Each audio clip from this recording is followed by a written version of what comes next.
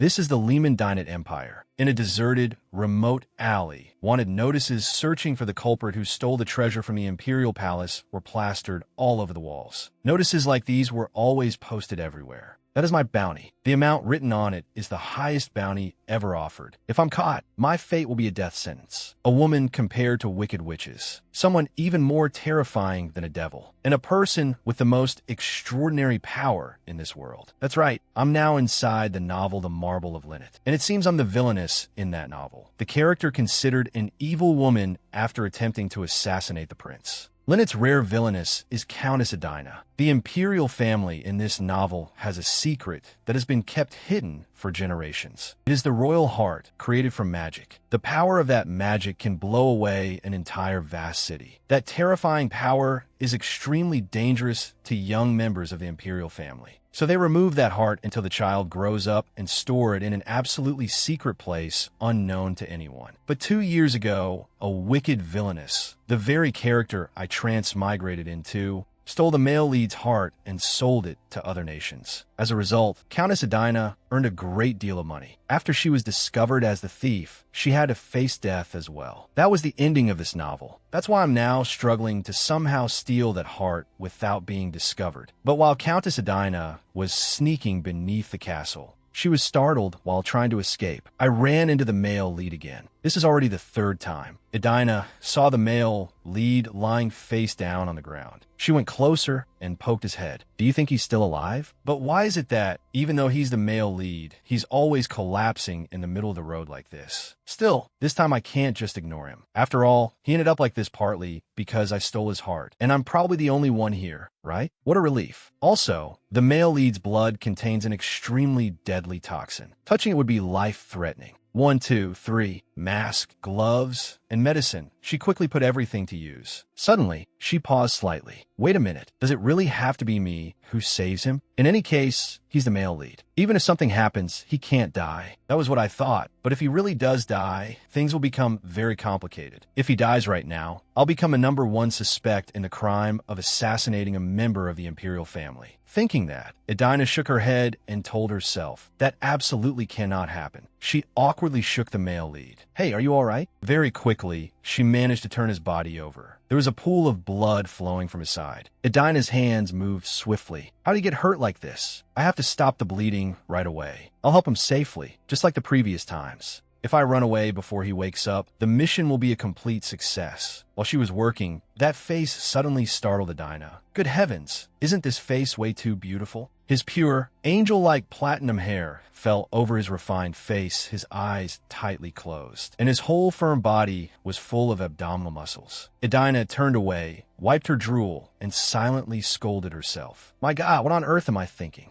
She pulled herself together and told herself she would undo his buttons first. Look, I'm working so hard to save you like this. You really ought to see this. Just then, her arm was suddenly grabbed. Edina jumped in fright. What is this? The male lead glanced at her and muttered. As expected, I wasn't seeing things. After everything you did to me, what is this? Why are you saving me, Countess Edina? Edina was startled and wondered, have I been found out? She immediately looked away awkwardly and replied, it seems you've mistaken me for someone else. The male lead quickly pulled on her hand and asked again, where do you think you're going? Edina broke out in a cold sweat and spoke up. As she spoke, she picked up the basket. Then she swung it hard at the person holding tightly onto her. Let go of me. The male lead stared at her, somewhat stunned. Then he rolled over, collapsed to the ground, and lost consciousness again. Edina set the bag down. Inside it was a glittering stone. Then she looked at the noble prince whose head she had made bleed. She pulled down the cloth covering her face and muttered, damn it, I'm done for. At that moment, someone suddenly asked from behind her, my lady countess, are you trying to kill someone again?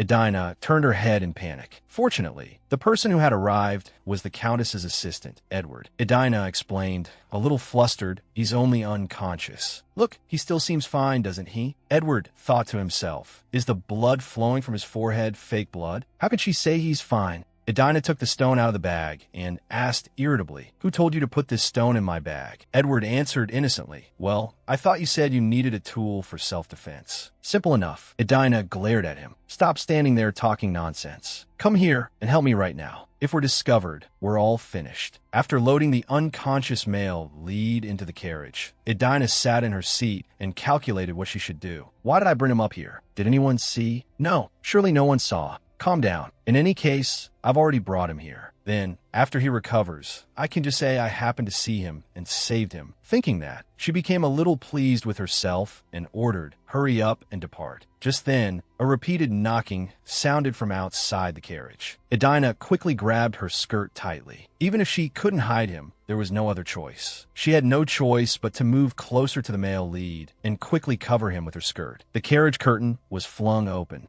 A man appeared. Edina glanced at him in displeasure and asked, "It seems it has been a long time since I last saw you." The man spoke. "I apologize for being so discourteous, but it seems this is the first time we have met since the national meeting." As soon as Edina saw him, she immediately recognized him as Viscount Quentin. In the novel, he was the male lead's biological uncle, a character who had abused him since childhood. Thinking of this, she gripped the fan in her hand tightly. So what? The rare, wicked villainess, Countess Edina, had picked up the male lead and met the most dangerous man in the night. Viscount Winston. Snap. She struck that Quentin man across the face. He was both furious and stunned. "What the hell are you doing?" Edina smiled faintly with an infuriating expression. She asked in return, "Then why did you open my carriage door without permission? You certainly are bold. To think you dare block even my carriage. Surely you must have some business, Viscount, to call on me in this manner. Is that right?" Though angry, Quentin still bowed his head and said, "I was terribly rude. I am truly sorry. Right now, I am urgently searching for someone. I clearly saw that person run in here just now. I wonder if your ladyship has seen anyone." Edina replied, "I saw nothing at all." Hearing this, Quentin grew suspicious and looked at the skirt draped over her carriage seat. Edina's expression turned cold as she asked, "Viscount Quentin, where are you looking?" Quentin withdrew his gaze and bowed his head. "I apologize. My action just now was truly discourteous. The person I'm looking for is a young man, quite handsome, with platinum hair. Did your ladyship truly not see anyone like that?" Edina answered coldly, "I told you, I did not see anyone. But the platinum-haired person the Viscount is looking for.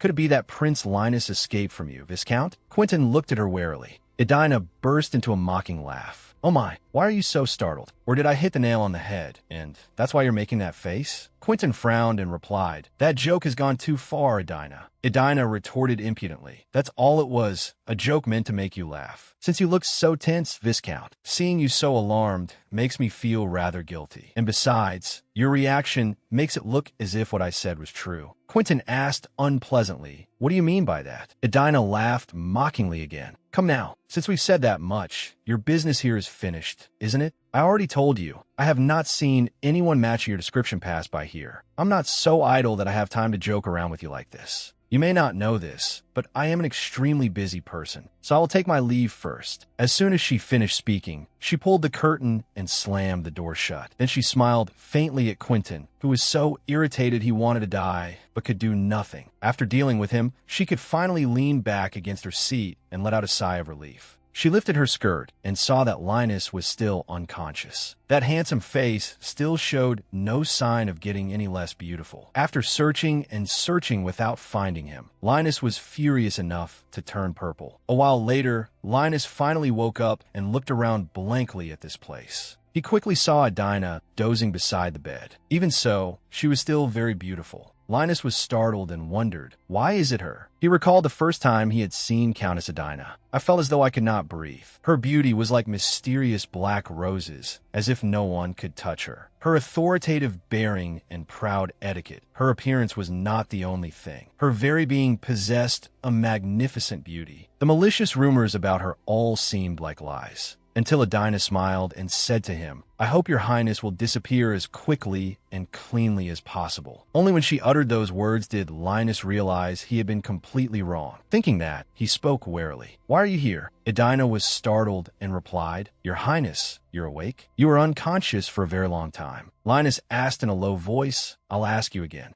Why are you here? Edina shrugged and answered, because this is my mansion. Linus turned pale and flustered. Huh, fine, then why am I here? No, why are we? What I mean is, why are you and I? Edina cut him off and answered, your wound is already healed. I only bandaged it a little, as expected of the Imperial family. Magic truly is frightening. Linus asked suspiciously, you bandaged me? Edina nodded. Yes, as you can clearly see. Linus touched his head and asked, why didn't you just leave me there alone? Whenever you want to assassinate me, somehow you suddenly become merciful and save me instead. Edina froze and wondered, why does he still look so handsome even when he's angry? Linus continued, before, there was also someone who treated me when I collapsed on the road. Could that person have been you? Edina silently answered, that's right, it was me. But outwardly, she hid it and said, no, that's not it. Linus asked suspiciously, did you eat something strange? Just what is your purpose in saving me? Have you gone mad? At that moment, Edina suddenly stood up. She asked Linus coldly, are you trying to investigate me now? You should remember that I am your highness's lifesaver. Linus lowered his voice slightly and asked, then why did you save me? You should be the person happiest to see me dead. Edina cried inwardly. That's exactly the reason. Because the person happiest if you died would be Countess Edina, not me. So if I left you to die, I would become the first suspect and be executed. She smiled ingratiatingly and said, in any case, I did save your highness's life. So please just consider the things that happened last time to be a misunderstanding. Linus was still very suspicious. Did you eat some charm or memory-bewildering drug by mistake? Edina cursed inwardly. Yes, I think so too. But why do I have to bear all of Countess Edina's sins? She gave a confident smile and said, please consider it the result of my repentance. Therefore, I would be greatly honored if you stayed here a little longer and then left afterward. Would that be acceptable, your highness? She thought to herself, doing this should be fine. For Countess Edina, acting like this is already very polite.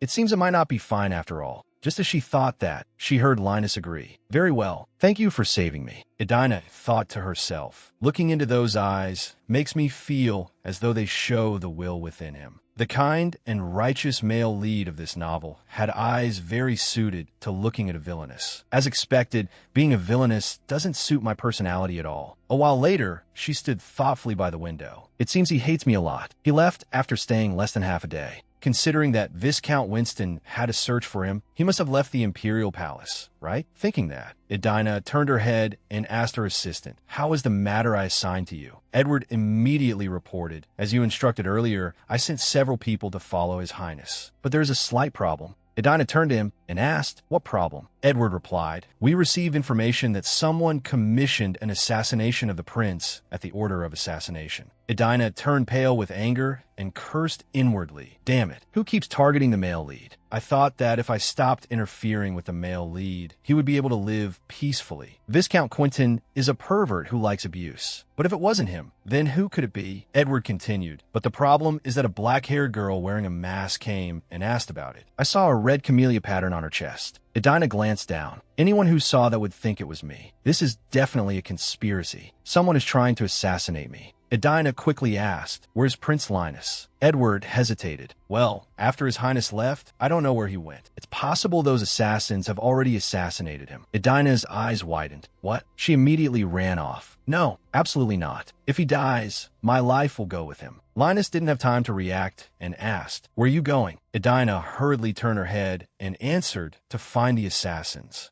Edward asked again, wait, could it be that you intend to save His Highness again? Edina gave a faint smile. No, that is not my concern. Those assassins, from today onward, I will crush every last one of them. I don't want to, but in order to become a proper countess, I suppose I have no choice but to use this move. Thinking that, she waved her hand and called out, boys, let's go. A while later, at the order of assassination organization, Edina led a group of people and barged in. They quickly took control of the building amid loud shouting. Catch her. Less than a few minutes later, a little girl was pushed before Edina. Edina placed a hand on her hip and greeted her. It is a pleasure to meet you, Odo. This little girl was the leader of the Order of Assassination, famous for her talent and extremely powerful abilities. Odo said indignantly, I only received an order, that's all. There's nothing wrong with accepting an assassination request, is there? Edina's face turned cold. That's right, there is nothing wrong with it. But what I mean is, who gave you the mission to assassinate a member of the Imperial family? Odo lowered her head. I really don't know who it was. Edina pressed her. Was it Viscount Quentin? Odo looked troubled. That is top secret. I cannot say. Edina stood up and slowly walked over to her. Then she said in a low voice, "It seems you have made a very grave mistake. I'm not a generous person who is willing to overlook things for others. The crime of conspiring to murder a member of the imperial family. Could there be a better charge for an execution?" After saying that, Edina turned away. Terrified, Odo grabbed her leg. "Wait," the little girl shouted loudly. "Please, save me. I'm begging you." Edward quickly held her and pulled her away. Edina asked coldly, "Then speak. Tell me who ordered you to do this." Odo was still somewhat hesitant. Edina gave her 2 seconds. Then she turned away again, frightening Odo into speaking. "Yes, it was Viscount Quentin. He ordered me to do it."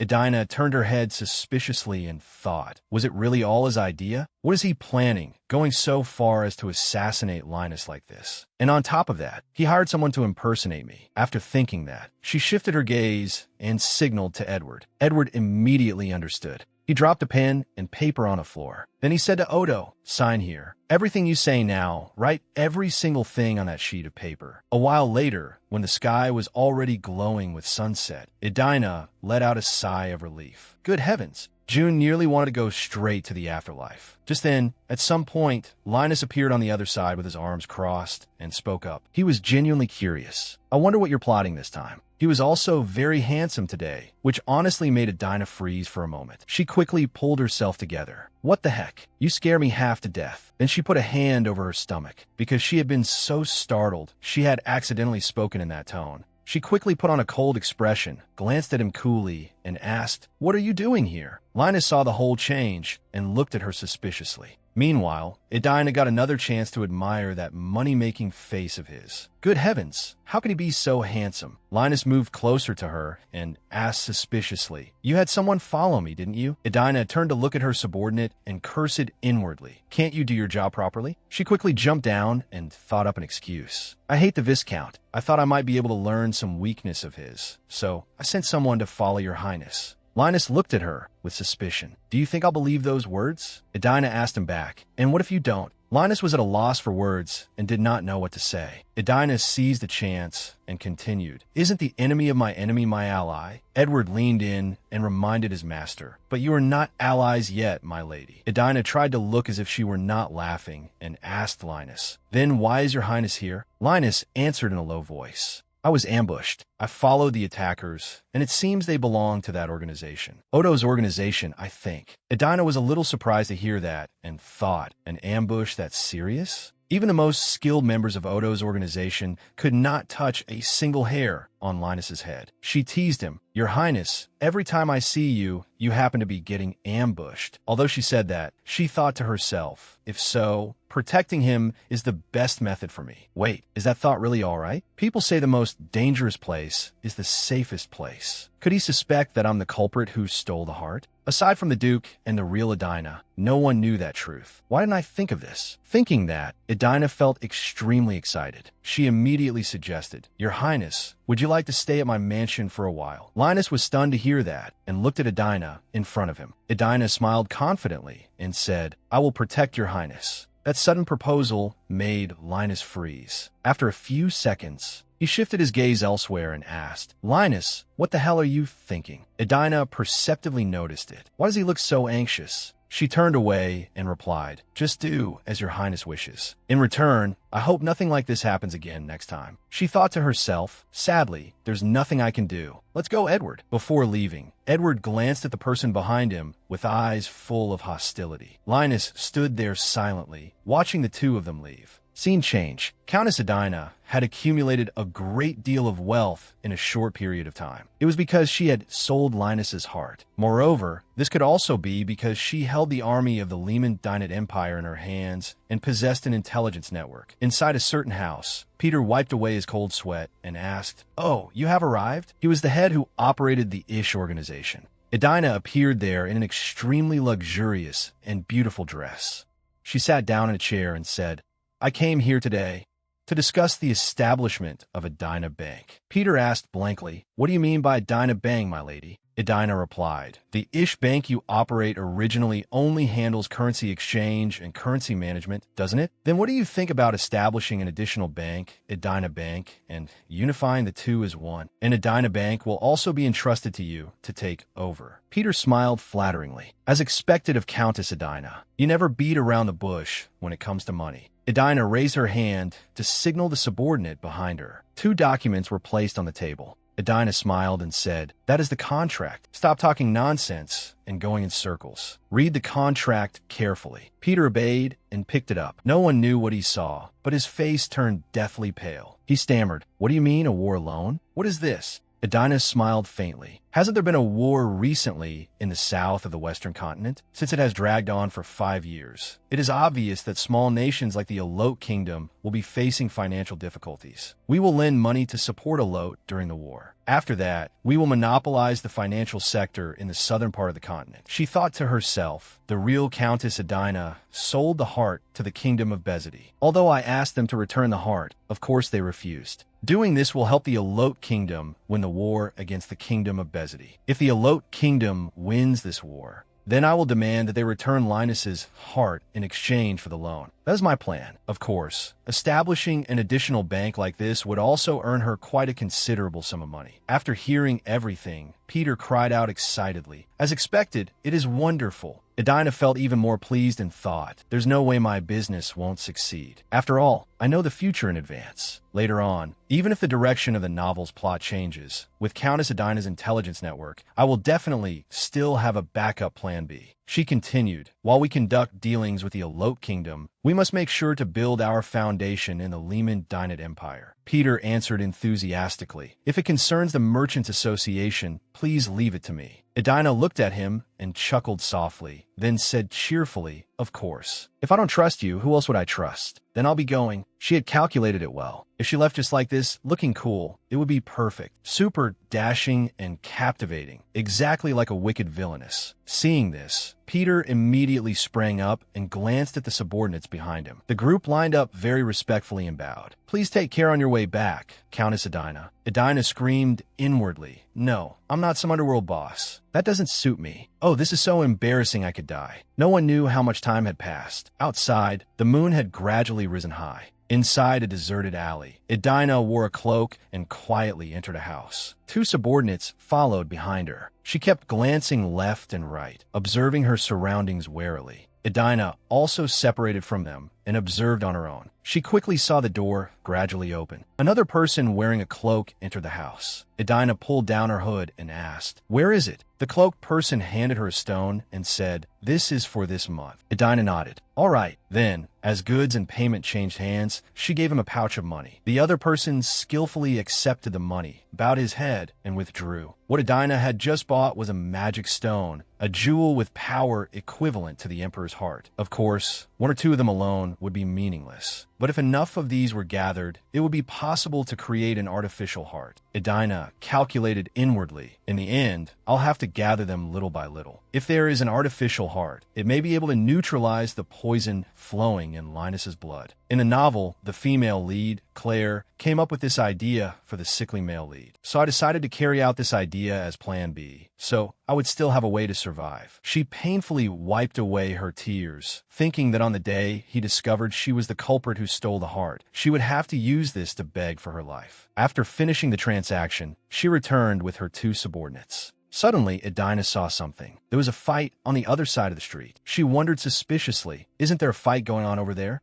Edina tried to look closely at the people in the crowd on the other side. They seemed somewhat familiar. Edward spoke up suspiciously. "That person really does look like Prince Linus." Edina knew at a glance that it was Linus. She panicked and wanted to run away. "I already said I hoped nothing like this would happen again. Why is it him again?" The sounds of clashing swords rang out continuously. The group rushed forward, wanting to knock Linus out. Edina's subordinates quickly rushed in to assist. Linus also fought back fiercely against the men. He and that subordinate fought in perfect coordination. Daniel, standing to one side, was a little surprised. Daniel's escort knight also surprised her quite a bit. But as for Linus, she had heard that he was a highly capable person who was rated highly throughout the entire empire. It truly was so, she exclaimed in admiration. Good grief, it's like watching a martial arts film. Edward did not understand and asked, "Pardon, are you all right?" Linus laughed dryly and waved his hand.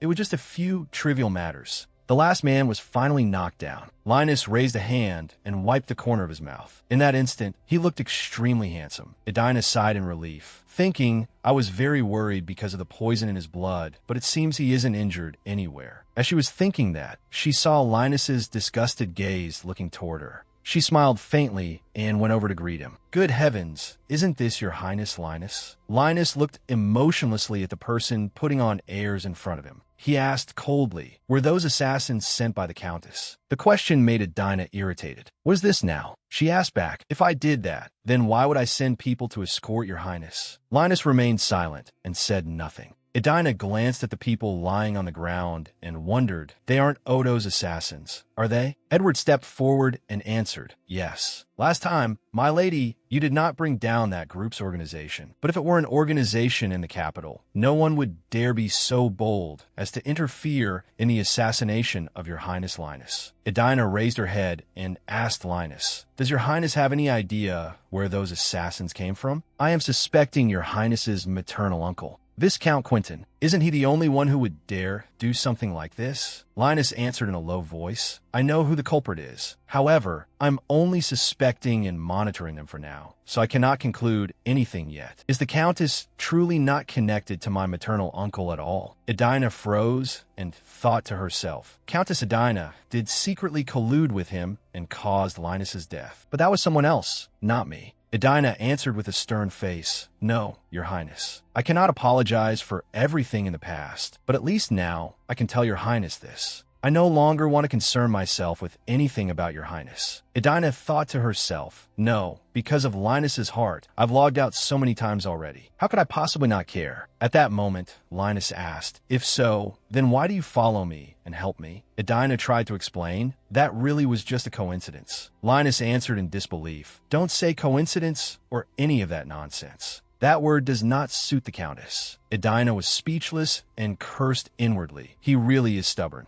I understand your feelings, but when the heavens created you, did they pour the wrong thing in or something? Why are you so suspicious? Edina sighed. Then she leaned close to Linus and asked, let's see, why don't your highness try guessing the answer? I have business to attend to, so I will take my leave first. Seeing her leave with her 2 guards, Linus was still dazed and called after her, hey. He thought in confusion, why do I have to guess? The next morning at Edina's castle, Edward was currently sitting in the study, diligently working. His hand moved smoothly, writing without pause. Edina sat opposite him and glanced at him. Edward Duden, the talented secretary. My Edward came from a noble family that had been ruined. However, the Duden family had a reputation as a family that had served as tutors to the imperial family for generations. Although it had collapsed, Edward's father was still the headmaster of the Royal Academy. She evaluated her subordinate in a slightly dazed state. Looking at his side profile as he focused on his work, Edina could not resist reaching out her hand. Edward reacted reflexively and suddenly caught her hand. Edina explained, I just saw that your hair was in the way. She wondered with some suspicion, why did he react like that? Edward realized he had been a little too sensitive, so he gave a fake smile and said,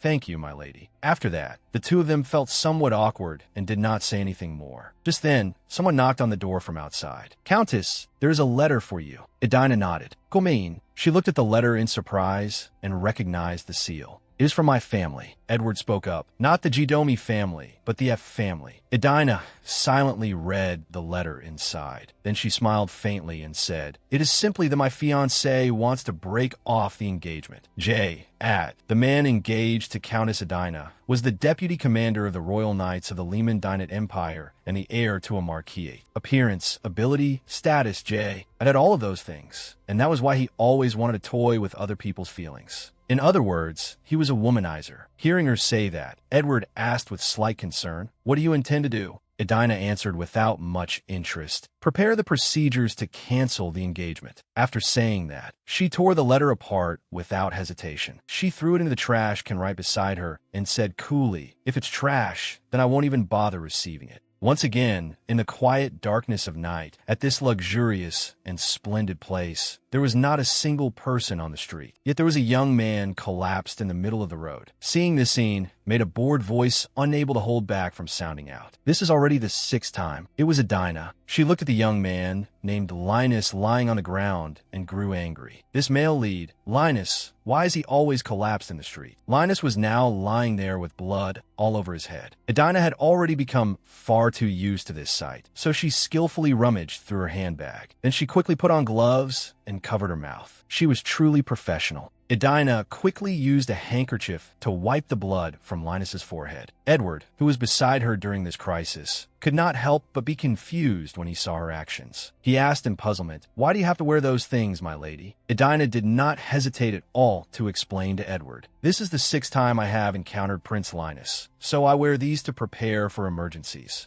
Anyway, let's just say we are fated, shall we?" Edward heard that and understood absolutely nothing. He simply froze, his face showing obvious worry. Seeing the expression on Edward's face, Edina hurriedly corrected herself. I was just joking a little. Why are you so serious?" As she placed her hand on the wound on the prince's forehead to stop the bleeding, she said to Edward, "It seems Viscount Quentin intends to kill the prince. But why is the prince not in the imperial palace? Why does he keep coming outside?" Edward naturally did not understand this either. He also added to Edina's words, "That's true. It is as if he is searching for something outside." The moment Edina heard that, she immediately flinched. She turned around and cried out loudly. She could not stop herself from speculating. Could it be because of the heart? In this novel world, only the Duke and the King of the Kingdom of Bezity know that I am the culprit who stole Linus's heart. Then who is it? Who exactly is it? Who said something that made Linus come outside searching like this? The moment she thought that, the alarm in her heart immediately rose. Edina thought to herself, as expected, I really have to personally take him away and protect him. But the moment she made that decision, she immediately shook her head. Impossible. That absolutely cannot happen. What if Linus becomes suspicious about the heart? This was a difficult problem that made Edina rack her brains. Although there were still many unanswered questions in her head, she could not abandon Linus either. What if she left him like this and he died? Countless thoughts ran wild in her head, making it impossible for Edina to stay calm. She held her head and lamented inwardly, "Mother of mercy, what am I supposed to do now?"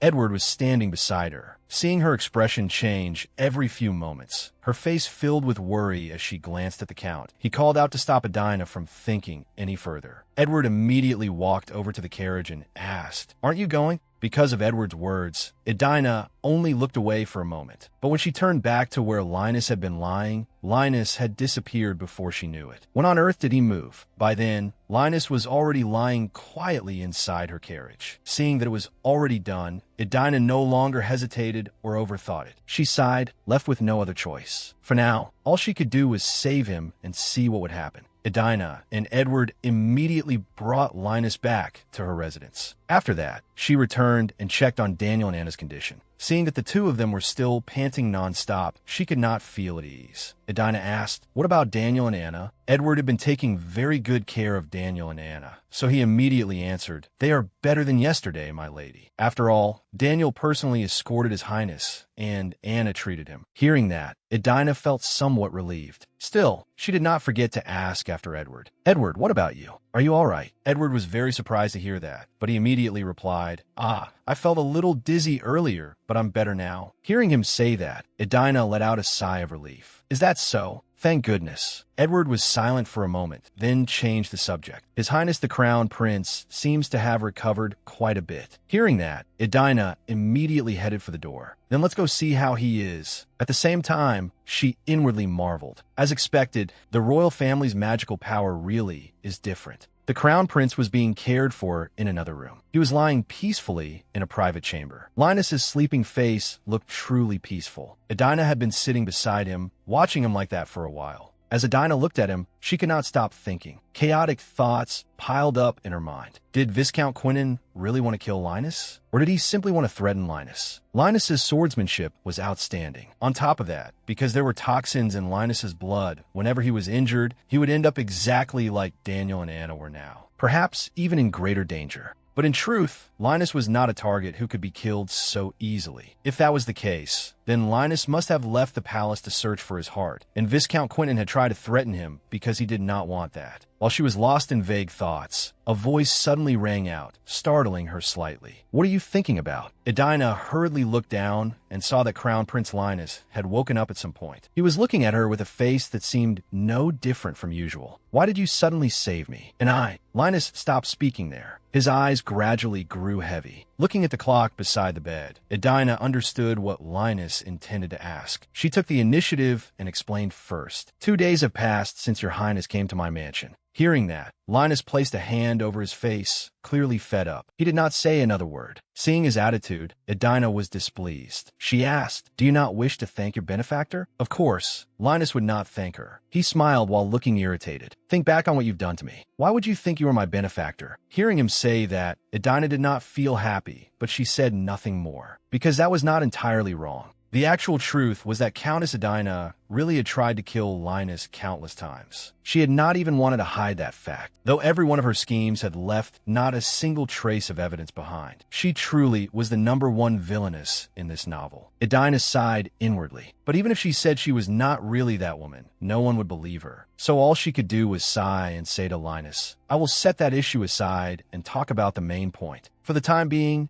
I will protect your highness." That left Linus utterly astonished.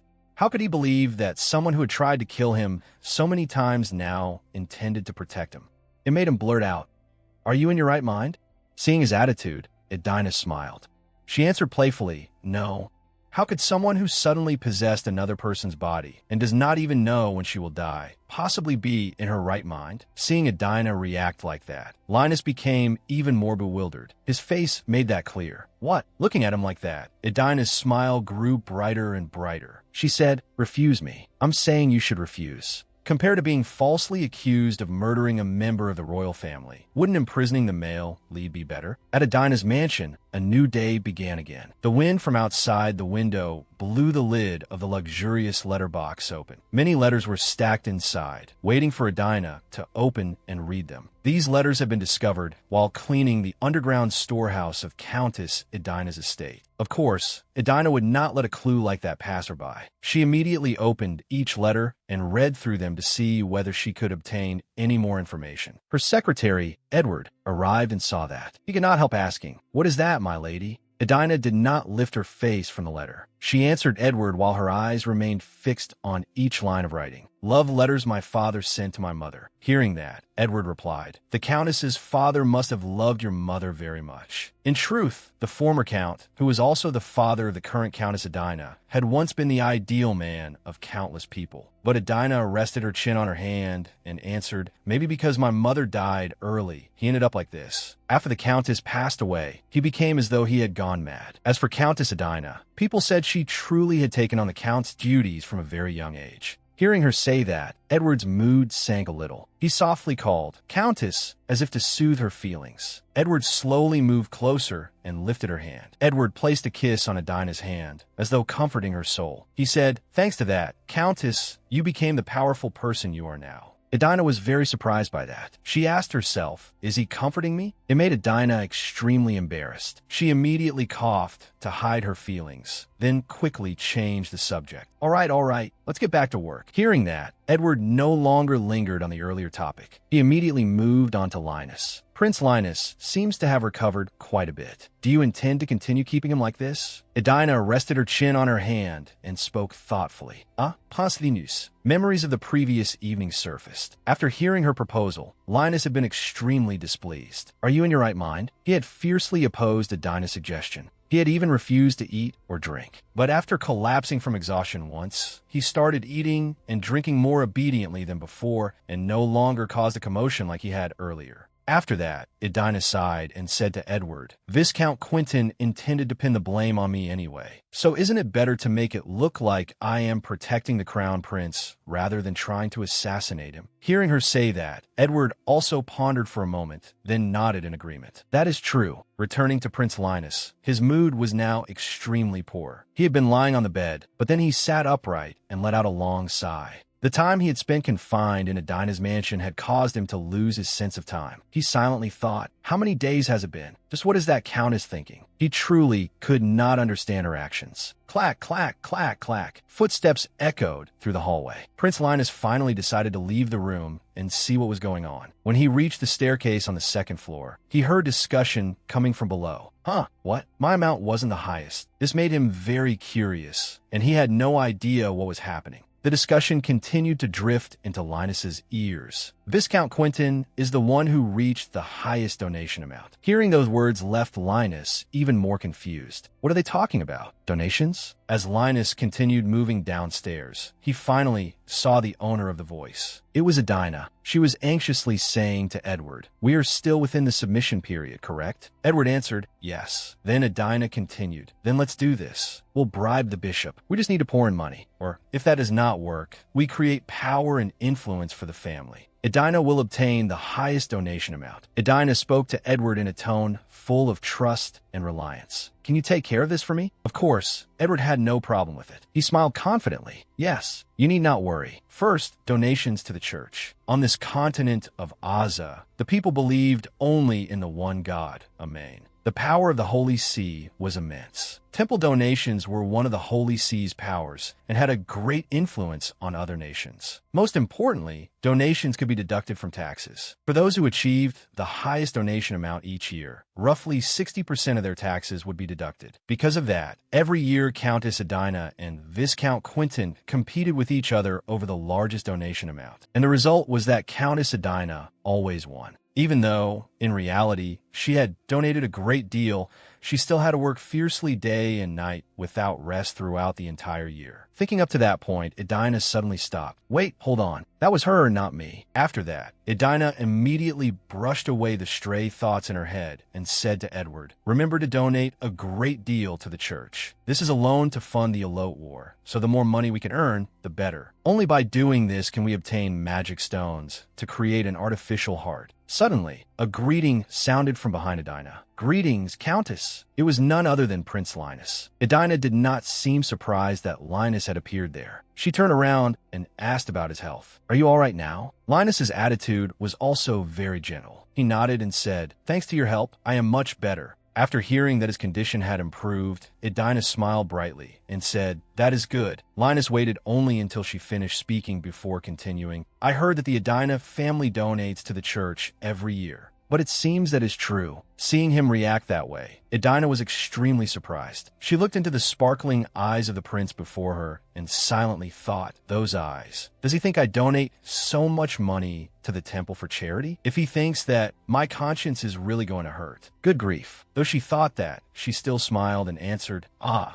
will not deny that. Then she thought further, whatever. It could just be the truth. It does not matter. The morning passed quickly. In no time, dusk arrived. Beneath that romantic sky, Edina called out to Prince Linus. At that moment, Linus was standing in the grounds of Edina's mansion. He said nothing, merely glancing toward the source of the voice. It was Edina. There was nothing strange about her appearing on the grounds of her own home. He did not greet her, instead speaking at once and expressing his surprise. As far as I know, purple camellias are very hard to find, yet so many are blooming here. Edina answered him cheerfully, because this is Edina. Did your highness not know? In the Edina family, this flower is our symbol. On bitterly cold winter days, when other flowers struggle to bloom, the camellia blooms brilliantly, showing off its color amid fields covered in pure white snow. As Linus listened to Edina speak, he reached out and plucked a flower from the garden in full bloom. He looked carefully at the flower in his hand and offered it to her. Edina did not accept it, but instead said to Linus, please keep it. The Edina family are people who prove themselves by refusing to yield before the limits of any trial. That is why our Edina family uses the camellia as our symbol. After hearing her say that, Linus suddenly fell silent. Then he abruptly called her name. Countess Edina. His face was unusually red. Linus himself was also very awkward. In the end, he asked the question he had been most curious about. What exactly do you want from me? Hearing that question made Edina a little surprised as well. She had not expected him to ask so directly. The two of them stood silently, staring at each other for a long time beneath the garden of vividly red camellias. Linus continued, "It seems the Countess truly wants something from me. May I ask what that is?" Edina continued to look at him and remained silent. In her head, her thoughts tangled into a mess. "I am the culprit who stole your heart, and I'm trying to find a way to get that heart back. So please treat me kindly, okay?" Ah, damn it. I cannot say that. Though she thought about it a great deal, Edina showed nothing on her face. She spoke mysteriously. "As for the answer to that question, your highness will know when the time is right." After hearing Edina's answer, Linus fell silent. He looked at her with a deep gaze. Edina also felt that there was nothing more she wanted to say to Linus. She immediately turned away. Watching Edina's back and listening to the clack of her footsteps as she left, Linus's eyes and face carried a strangely sorrowful look. He stood alone in the flower garden, staring intently at the bright red camellia resting in his hand. The next day, inside Edina's mansion, luxurious and delicious dishes were arranged across long tables. Young maids stood looking at the table full of food, unable to hide the excitement on their faces. The servants in the mansion were noisy but cheerful, and they gradually filled every seat along the rows of tables. Seeing this scene, Edward was extremely surprised. He said in astonishment, "Countess this." Edina said nothing, only smiling at him. Only after a while did she say cheerfully, "There's been a great deal of work lately, so everyone has worked hard. That is why the two butlers prepared a surprise banquet for everyone. Today, please rest as comfortably as you like." Edward approached and asked Edina quietly, "How did you come up with something like this?" Hearing that, Edina smiled at him. The idea of holding a banquet like this was not very common here. The head of a noble family holding a banquet for their servants. The wages of the servants in the Edina family were usually higher than those of other families. They even received extra bonuses every month. Their working environment was also maintained at the best possible level. What was the reason? It was precisely because of the loyalty of the servants working here. Given Edina's reputation, it was possible that this family had done many wicked things in the past, and the loyalty of the servants working here was extremely important. And by occasionally holding banquets like this, the servants would feel grateful and at the same time become even more loyal. Linus also came and joined the banquet with everyone. He was truly astonished and found it hard to believe when he saw this scene. Did the Countess think of this all by herself? Hearing his question, Edina answered, "If I said that was true, would your highness believe me?" Linus only remained silent and said nothing more. Seeing that, Edina continued. She raised her index finger and declared, "There is only one thing your highness will do in this Edina mansion. That is to live comfortably under my protection. That is what I want." Edina smiled brightly under Linus's disbelieving gaze. The image of Edina from the past once again appeared in Linus's mind. "I only hope that your highness dies as quickly and cleanly as possible." It left Linus deeply conflicted. That was what he had heard after waking up from being poisoned. In any case, the only person who wants your highness alive is not just Viscount Quentin, is it? Even so, is that Viscount not merely trying to use and mistreat your highness? He still remembered how furious he had been back then, yet he had been unable to say a single word. A year ago, those threats were clearly the very things the Countess had said to me. And then, all of a sudden,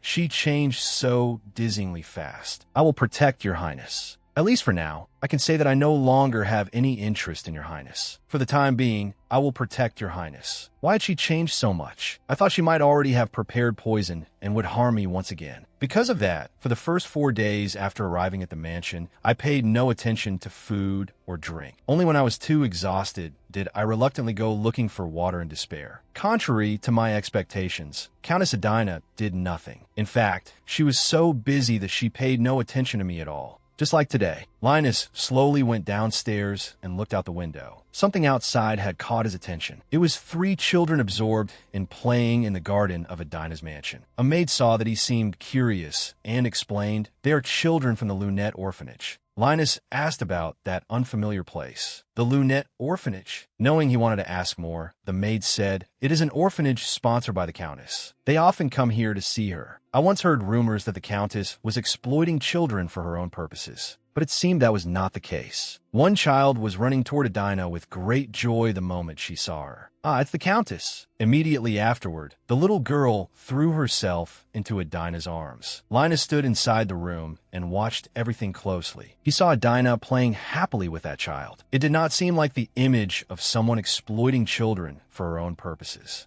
A woman likened to a witch. A wicked woman even more terrifying than a demon. People often said she was a demon with the form of a human in this world. She had always been secretly trying to murder him. Could this perhaps be her second false face? Linus clenched his teeth. How disgusting. The memory of the conversation he had overheard the other day between Adina and Edward surfaced again. What was it? Isn't the amount of money I gave the greatest? We are still in the middle of correcting the family finances. Adina will achieve the highest donation amount. We must donate generously to that church. Donations and support for the orphanage. Then why only me? Just then, Adina also saw him. She smiled brightly and greeted him. "Oh, Prince Linus. Good morning." Adina's smile made him feel somewhat embarrassed. Am I feeling angry? Seeing her treat everyone well, but not treat me well, am I feeling angry? If not, then what exactly am I feeling? It seems the Countess truly wants something from me. May I ask what that is? Adina sat alone, dazed in her study. Thinking back on Linus's words, there was certainly no shortage of work, but she could not concentrate. Adina thought about it and sighed. In any case, she could not just sit there thinking forever. She continued her work as usual. Suddenly, there was a knock at the door from outside. What could it be so early in the morning? A servant's voice came from outside. "Countess, the prince wishes to see you." Linus entered the Countess's study, looking perfectly put together today as well. In particular, there was the sapphire set on his collar. His hair was also truly glossy and sparkling. The moment Adina saw the prince enter, she felt that he was as handsome as ever. Linus was the first to speak. He said, "No matter how I think about it, I cannot trust the Countess." After hearing that, the Countess inwardly muttered, would he die if he didn't open his mouth and say something like that? She lifted her hand and gestured, asking whether he wanted some tea.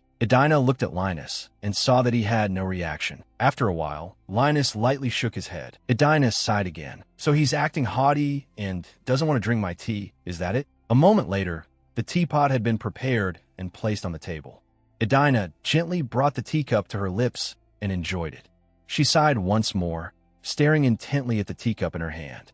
Only then did she continue discussing what Linus had just said. "So," Adina asked, "I said I cannot trust the Countess, but my uncle is even less worthy of trust. I came today to propose a deal with the Countess. As for the contents of the deal, while I am staying at this Adina mansion, I hope you will protect me properly." But Adina was not surprised by this at all. She felt that his words were no different from what she had already promised before. But Prince Linus hurriedly explained, "I cannot trust an empty verbal promise like that. So write up a contract, just as the Countess wishes." Adina felt this matter was very much worth considering. She fell silent for a long while. No matter how much she thought about it, aside from matters related to the heart, there was nothing else standing in her way. But she also could not cancel this transaction. After that, Adina decided she could not simply sign the contract as it was. Her gaze grew more confident. 4 days from now, what do you think about discussing this matter again in 4 days? At that time, I will prepare a proper contract. The prince was completely placed in a passive position. Indeed, in order to protect himself, he could wait as long as necessary. "Do as you wish." He nodded. Adina looked much more cheerful than before. "Good. If I do that, I can buy a little time. Now I'll discuss it again with Edward and decide whether to let this deal pass." Everything had been settled for 4 days later. Prince Linus had nothing else to do, so he turned and left.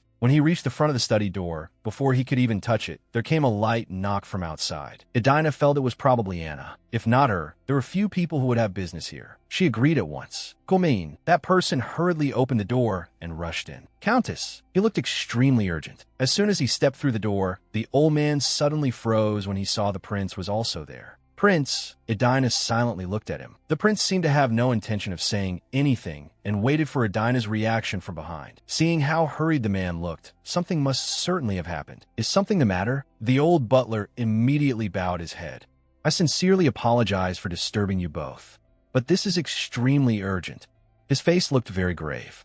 "The Nova organization has begun its event."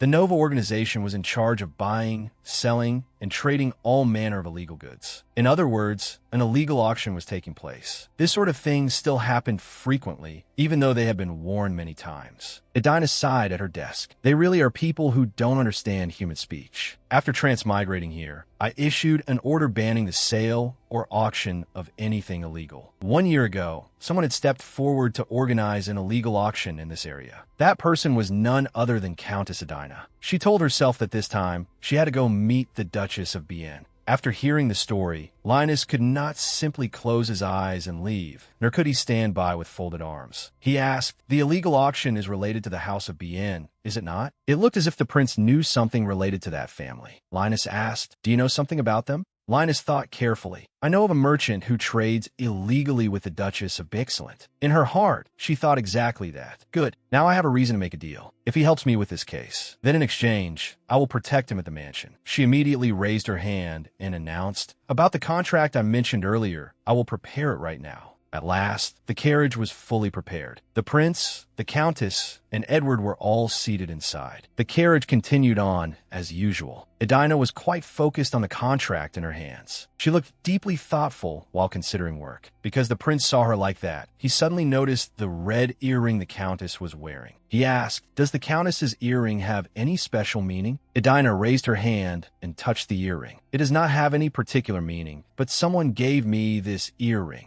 And that person was surely the third person sitting in this carriage. Edward sat quietly in one place, watching the conversation between the two of them. "I do not know who gave it to you, but it seems that person cares for the countess very much." The prince also knew the meaning of that earring. Edina immediately looked back at the person who had given her the earring. It really did not feel like anything special. Edward hurriedly turned his eyes elsewhere, avoiding the countess's gaze. Edina turned back toward the prince. She wondered why he thought that. The prince explained, "The people of the Grand Duchy of Arundel believe that when one goes somewhere, carrying garnet on one's person will ward off danger." Only then did Edina realize a few things. That was a country famous for magic, so that was what it meant. Many older people in Agenber believed garnet could protect one's life from death. Therefore, people used it for weapons or fashioned it into jewelry to carry with them. Only then did Edward begin looking back toward the countess. The two of them looked at each other. Edward recalled the first time he had given that earring to Edina. She picked up a small gift box. "What is this?" She opened it. Inside was a pair of garnet earrings. "This is a gift I wanted to give you." "Thank you. I will treasure it carefully, Edward."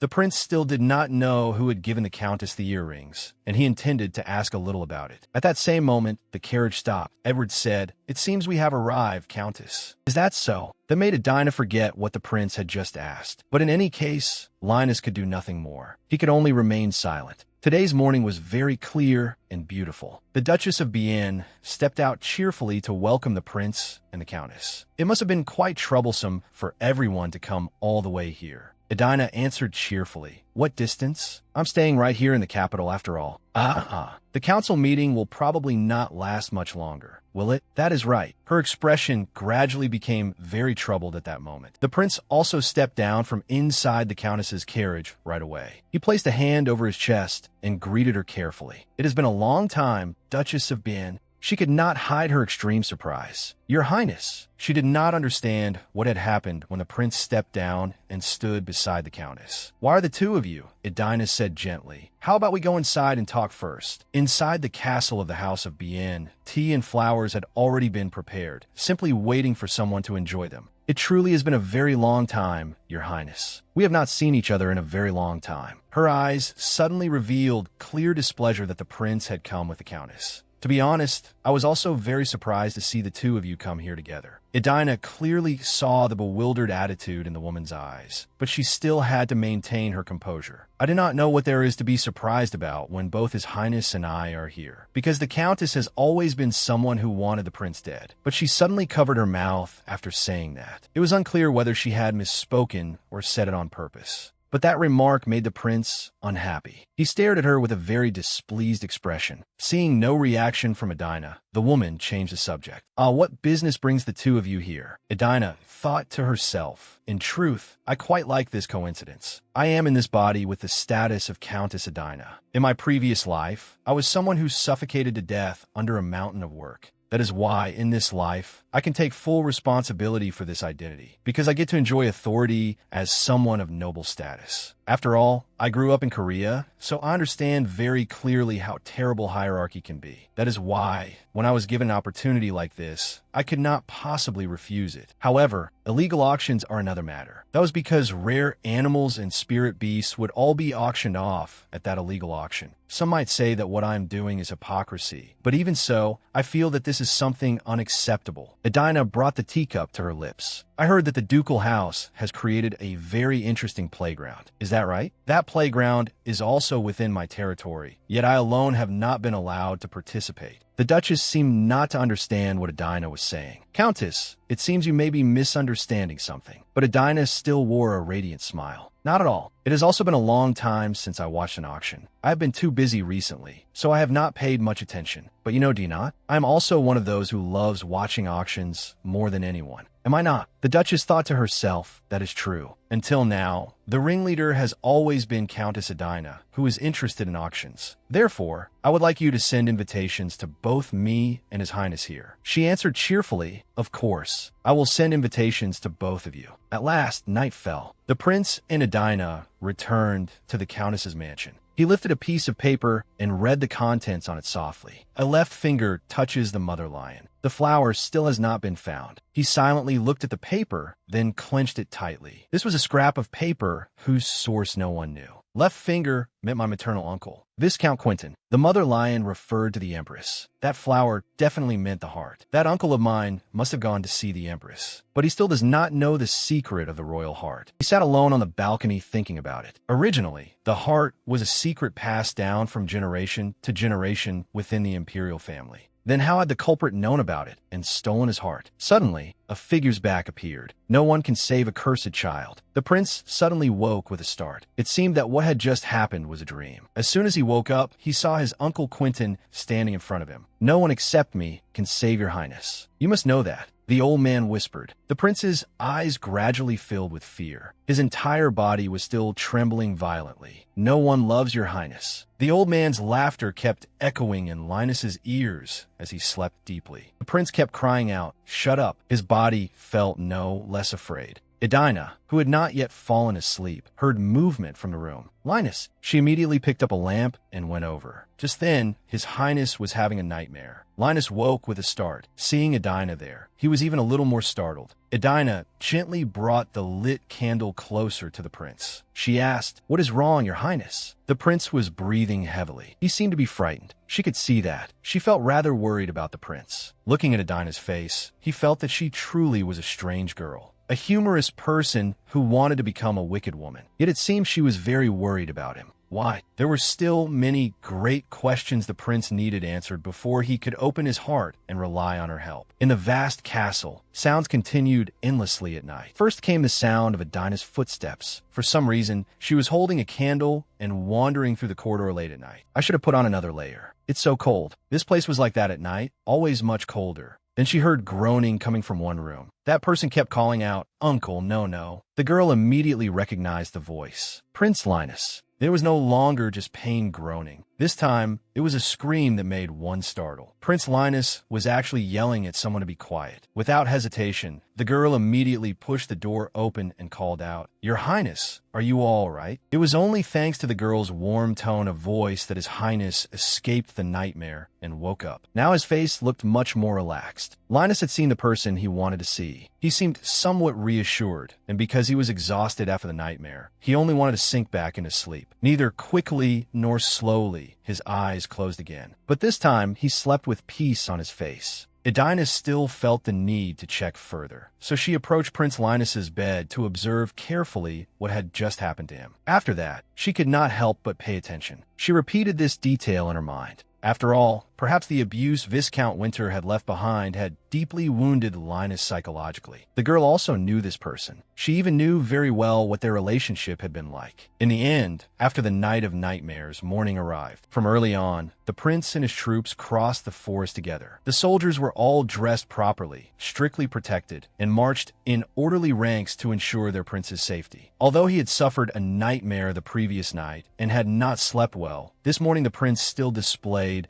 the professionalism of someone in a leading position. He still looked fresh and solemn in his splendid attire. At this moment, he was looking at the girl opposite him. She had her hand braced on the carriage door and was gazing at the scenery outside. What he wondered was simply this: was she not going to ask him anything? Perhaps he wondered that because last night she had been the one to witness him having a nightmare. Then his gaze lowered, as if he felt a little empty and disappointed because the other person was not showing concern for him. The atmosphere inside the carriage was rather gloomy, until finally the maid beside the girl spoke up. "But, Countess, why did you bring so many knights?" It turned out that the person who had brought so many soldiers and attendants was not Prince Linus, but the Countess. She said, "Because it's dangerous. There may even be bloodshed today." What? She had only just mentioned it. The Countess remained completely calm, but the maid leaped up and even shouted loudly at close range, making the Countess's ear ache a little. The maid found it extremely strange. "Countess, what are you saying? What could possibly be dangerous? Then you must not go there anymore. I object to this." The maid's loud voice now made even Prince Linus, who was sitting opposite them, feel an ache in his ear. "Calm down. Didn't I already say I would let the people at the auction know what I am capable of?" The Countess said gently to her maid. Hearing the girl's plan, the prince also asked curiously, "How?" "By using the best method I, Countess Adina, have always had." She seemed very confident about this appearance. At the very least, she had prepared a truly impressive look. Seeing Adina like that, the prince felt a little shy. He had not expected her to look so sparkling and beautiful in his eyes, as if glitter were shining all around her. Very soon, Prince Linus's group arrived at the venue. "Please come in. This way, please." The place was bustling with guests. They were all wealthy, noble families from all over, coming to show off their status. "This way, please." A male attendant standing outside to guide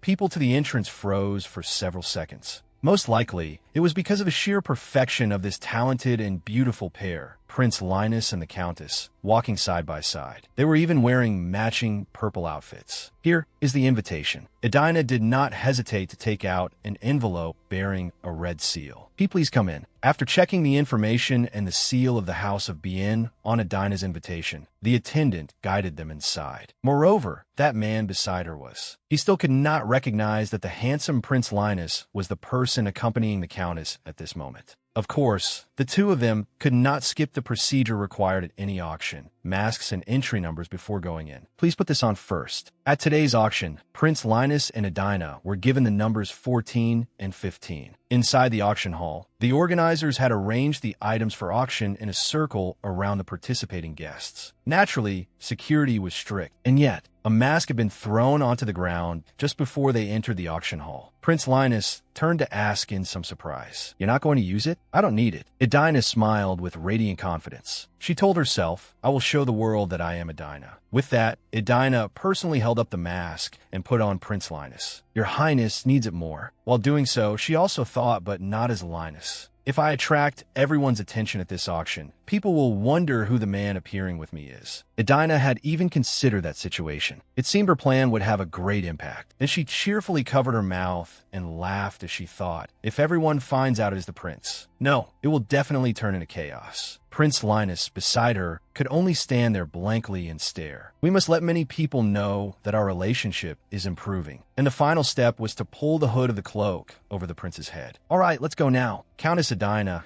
said this from such a close distance that both of them reacted with embarrassment. Prince Linus in particular simply gazed openly at Adina without blinking, and he did not resist this distance at all. Since they were in a public place, even Adina herself was startled. It must have been because of the prince's radiance. She was the first to escape from this affectionate gaze and said, "Let's go to our seats." At the seating area, many guests, young and old, from various fields, had already gathered in fairly large numbers. Some people had formed small groups and were chatting, while others preferred to conceal their identities. After confirming that Prince Linus had sat down in the correct seat beside her, Adina was finally able to take her eyes off him. Soon after, a young man appeared with a greeting. "We have kept you waiting. Thank you all for your trouble, traveling such a long way on such cold days. I am number 15. Adina checked her number once again. The organizers also could not allow their customers to be disappointed. They immediately brought the opening item onto the stage to warm up the atmosphere. Allow me to introduce the first auction item. As soon as the auction began, all the lights in the room focused only on the main stage. This made Adina feel as though things were not going according to plan. What is this? If it's this dark, what is the point of wearing masks? The first auction item is the necklace once worn by the Empress of Lehman Dynat. The pendant is black, designed in the shape of a teardrop, and possesses an artistic beauty. Prince Linus was immediately startled when he heard what the item was. He had not expected an object belonging to the imperial family to appear here. Just as the prince was startled by that item, Edina turned and whispered into his highness's ear, "I have a favor to ask of you. Your highness, could you check where the illegal trader is?" Usually, an illegal auction organized by a noble family was carried out at the top of a network of connections with other noble families. The cooperating business that supplied illegal auction goods to those above was called the illegal trader. Edina was very familiar with the specialized terminology used at auctions. She thought she needed to know who the merchant participating in the illegal auction in the area she had forbidden was. It took quite a while before someone placed the first bid on the first item at 300 Ford. "Ah, customer number 2. The young man immediately saw it and announced, "Yes, member number 2 has bid 300 Ford." At this moment, Edina was thinking again about the currencies, Yen, Ford, and shilling. 300 Ford was only equal to the living expenses of an ordinary person for 1 month. Such an opening price was very easy. Soon after, the first bidding battle began when number 18 raised a paddle. Yes, number 18 bids 650 Ford. Member number 2 continues with 700 Ford. Member number 18 has bid 800 Ford. 800 Ford. Is there anyone else? It seemed the price would stop there, but no. Someone was thinking, just wait. Big Sister is about to make her move. And just as expected, Edina's number 15 was raised high with the price 1,000 Ford. Yes, member number 15 has joined in. Immediately after that, the previous bidders did not yield. Member number 2 has bid 1,100 Ford. 2,000 Ford. Edina began to shine in the darkness with 2 bids of clean, round numbers. Yes, we have 2,000 Ford. If there are no further bids, then we will close at 2,000 Ford. The final announcement rang out, 2,000 Ford. Thus, the first item was sold at a price that had begun from an extremely small amount, 300 Ford. At this moment, guest number 2 could not help feeling regretful and turned back to look at the person who had snatched away the item he wanted. Edina was extremely pleased at this moment. Perhaps her plan had begun to go smoothly in some small way. Even if the auction room did seem very dark, that was fine. At this rate, when I come to today's auction venue, I will sweep this entire board clean. This is the second auction item. Unexpectedly, the goods at these auction houses were extremely varied, from imperial items to animals. Very quickly, the item was introduced. This is a rat we hunted in the wild. It has a special ability. No sooner said than done, the young man patted the rat's body. Then a surprisingly abnormal thing happened. The rat was not only enormous in size, it could also breathe fire. As soon as the audience witnessed this beast's skill, the stands began to fill with endless murmurs. What do you think? It looks very cute, but in truth, it is not at all. While everyone was still discussing and whispering among themselves, Edina boldly made a bid right away. 10,000 Ford. With such an astonishingly high opening bid, the whole hall could not help exclaiming and began whispering for a second time. Many curious guests also turned back to see just who was spending money so freely. Seeing no movement, Edina repeated, "I said I bid 10,000 Ford. Do you people not understand?" "Ah, yes, I apologize." Perhaps even the young man himself had not expected today's auction hall to have such a big spending guest. Member number 15 has bid 10,000 Ford. 10,000 Ford. Is there anyone else? Neither quickly nor slowly. The thing Edina had been waiting for finally arrived. In the crowd, several people began mentioning her. Is that not Countess Edina? That Countess Edina? Finally, the young man closed the bidding when no one else spoke up for the animal. Member number 15 has successfully won the bid at 10,000 Ford. At this moment, Edina seemed to be glowing by herself, without needing any light from the stage. In this way, the auction continued, with the familiar announcements repeating again and again. The third auction item. Member number 15 has won the bid. It was a very beautiful crown set with red stones. Even a simple painting was accepted. Edina concluded the bidding on the fourth auction item. Member number 15 has won the bid. By this point, Prince Linus was truly puzzled. "Countess, do you really intend to buy every auction item here? Do you have that much money?" After asking, Prince Linus realized the answer himself. Of course, she probably did. She was a countess, after all. At this moment, Edina also said, "Did I not say I would make them pay using the method I am best at?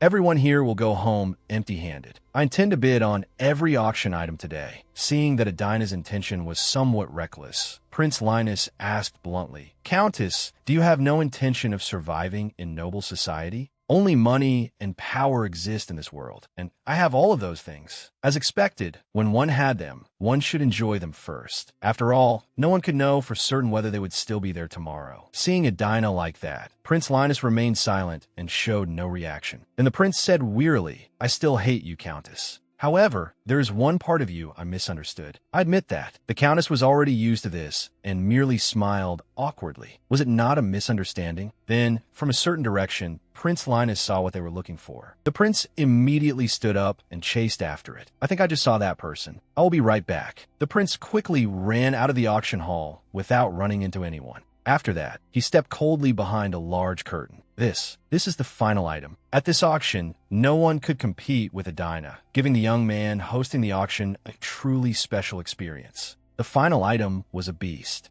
It even had sharp claws on its paws, and saliva was constantly dripping from its mouth. It looked very much like a green wolf, but it had 2 horns. It was even held only by a chain, without any protective cage.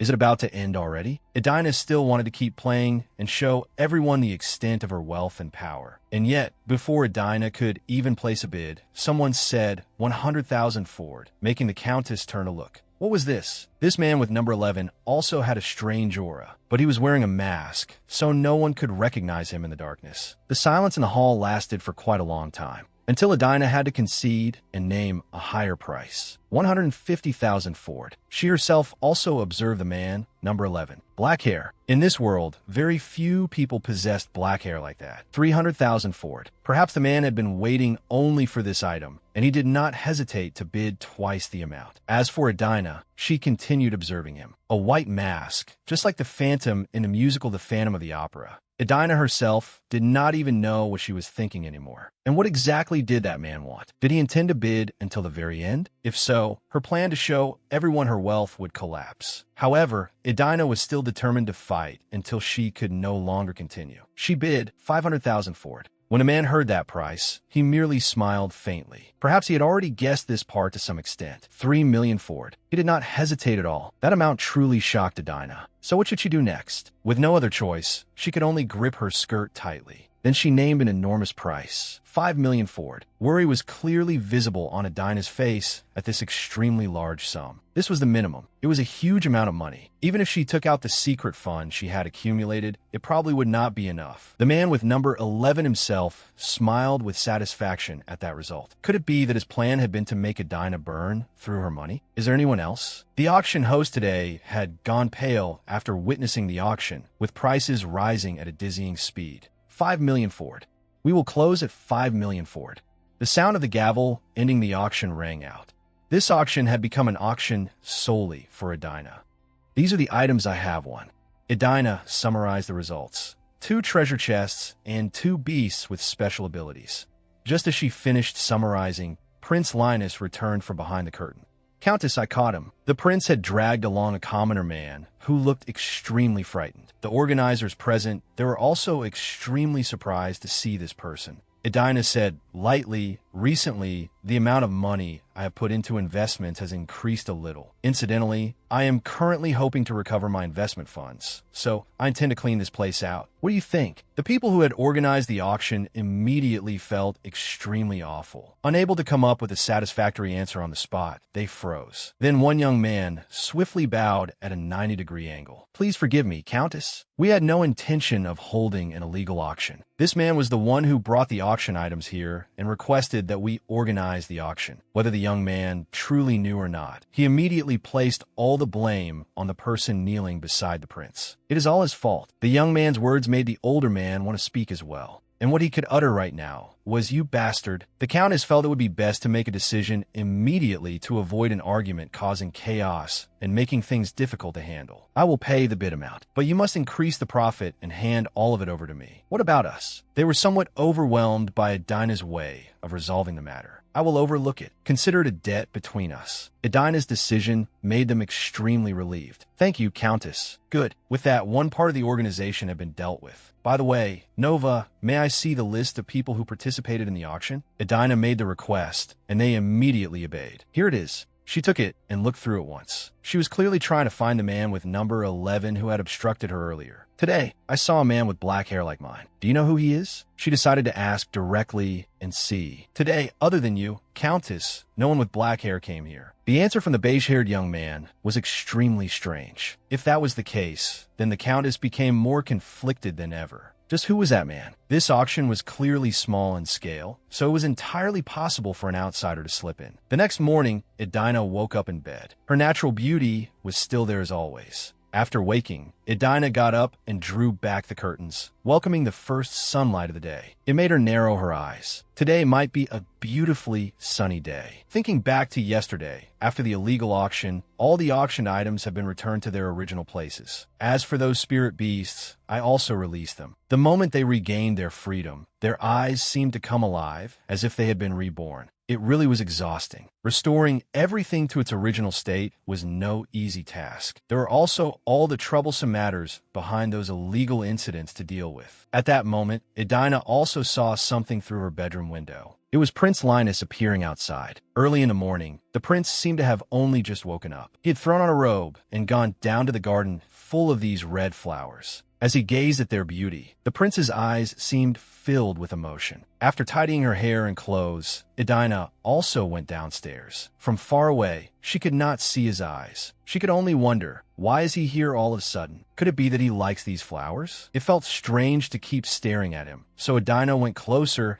and started a conversation. Your Highness. It turned out that His Highness had also been thinking about Edina. Hearing her voice from behind, he immediately asked, I still cannot understand what the Countess's intentions are. What are you talking about? The Countess was rather confused at being met with such a question from the prince so early in the morning. The prince said nothing more. He simply raised his hand and stroked the Countess's hair. The scene was extremely romantic. To resolve the illegal auction, you did not hesitate to let me stay at this mansion of yours. However, I think you must have some other intention. It cannot be only that. Hearing the prince's words, Edina thought, is he a god descended to earth? How did he guess so accurately? At this rate, will I soon be exposed as the culprit who stole his heart? Though she thought that inwardly, outwardly the Countess could only smile gently and ask in return, are you not satisfied? The prince actually added, the contract the Countess proposed is not normal in the slightest, so I cannot trust it. At this point, Edina could only sigh.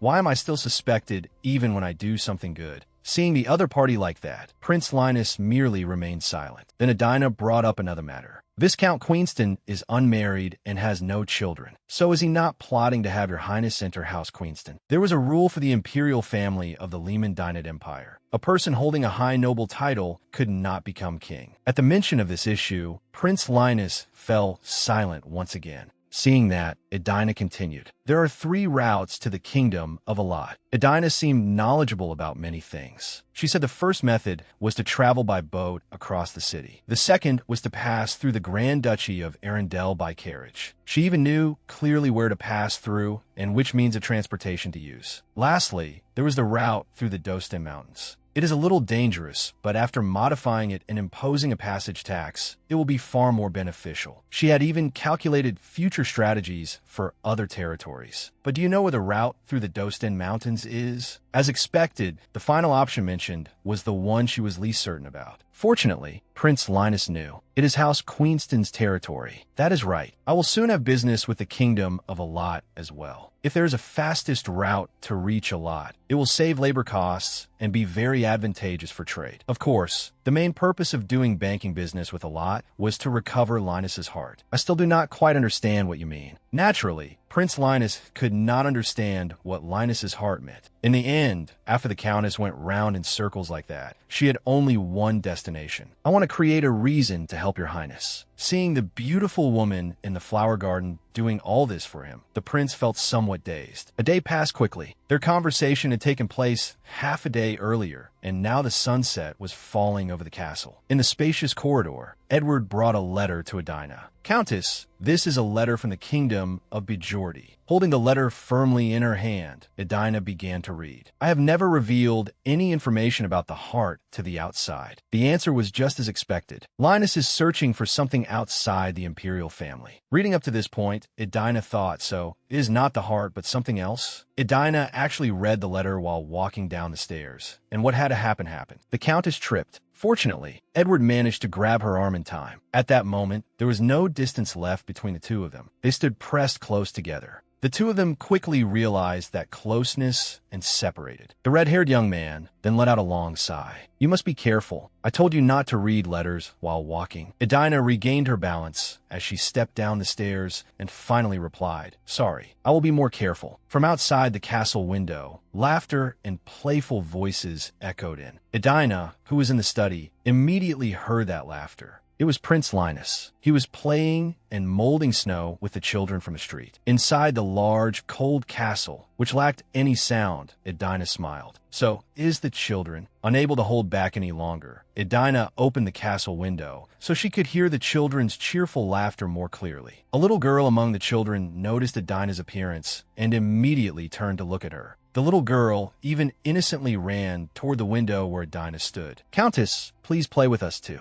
But a boy in the group called out to remind her, Maggie, you cannot speak to the Countess like that. Edina was truly someone with experience in life. Instead of responding to the boy's words, she asked, Est, do you like Maggie? Faced with this unexpected question, the boy could only blush, not knowing how to answer. How did children understand like and love? That was all the other boys in the group had been waiting for. They now had something to tease him about. I like Maggie. Only then did the boy shout, that is not true. After witnessing the entire conversation, Prince Linus asked, why are you so cruel to children? Though she did not know whether the prince's expression was joking or serious, Edina merely smiled, rested her chin on her hand, and corrected him. It is cute. Goo. The prince repeated that word as his gaze drifted elsewhere. Seeing the prince's attitude and gestures just now, Edina grew a little curious about what Linus was thinking. She did not know where he finally found the courage, but he whispered into Edina's ear, you are very cute even without saying anything. Those words rang clearly right by her ear, making Edina many times more embarrassed. In the freezing weather, her face turned as red as a strawberry. What is he saying? Before she could recover from being surprised by those warm words, she received another form of concern when Prince Linus directly took off his coat for her, simply because she was standing by the window and had not even stepped outside. Afterward, he merely reminded her softly, the weather has turned cold. At this moment, she could not think only of herself. I am fine. Your Highness is outside too. Yet the prince had a perfectly reasonable excuse. I prefer the cold. How strange. Linus is strange too. Is my mood strange as well? Why is my heart beating so fast? Surely her heart was trembling because of the prince's warmth amid the snow that filled the sky. At this very moment, the image of the prince standing amid the snow and treating her so gently was truly beautiful. Edina thought to herself, though I do not know what this feeling is, it must certainly be very bad for the heart. The scene shifted to another castle. In this place, the snow had not yet reached the ground. Inside the castle was a noble lady with her hair neatly pinned up, also gazing at the scenery outside the window. Your Majesty, a voice from behind made her turn around. An elderly viscount, none other than Queenston, held a black object in his hand and said, this is the charm I received from Arundel. The charm was handed directly to the Empress. One side was black, but the back was engraved with golden patterns, making it look very elaborate. The Viscount curiously asked the Empress again, will this charm truly be effective? Seeing the Viscount ask this, the Empress also wanted to confirm something. Is this not a charm personally made by the Princess of Arundel? Yes, that is correct. The Viscount confirmed the information. Viscount, do you know of ego? Then the Empress explained, it means darkness in the language of the people of Arundel. It also has another meaning, devil. As the Empress explained, she tucked the charm away on her person. There was a time when darkness awakened from a deep hibernation, and that darkness needed a host with the strongest magical power. That is why it often awakens from the body of a princess of Arundel. If that is a charm she made, then it must contain the power of darkness. Then where do you intend to use it? Having heard the meaning of the charm, the Viscount grew even more curious. On Lloyd, the Empress answered briefly. Do you mean the Crown Prince? At this mention, the Empress stopped speaking and abruptly turned away. After that, she walked off directly, leaving the Viscount standing there blankly, filled with questions and ripples of unease in his heart. That very day, the Viscount returned to his own mansion.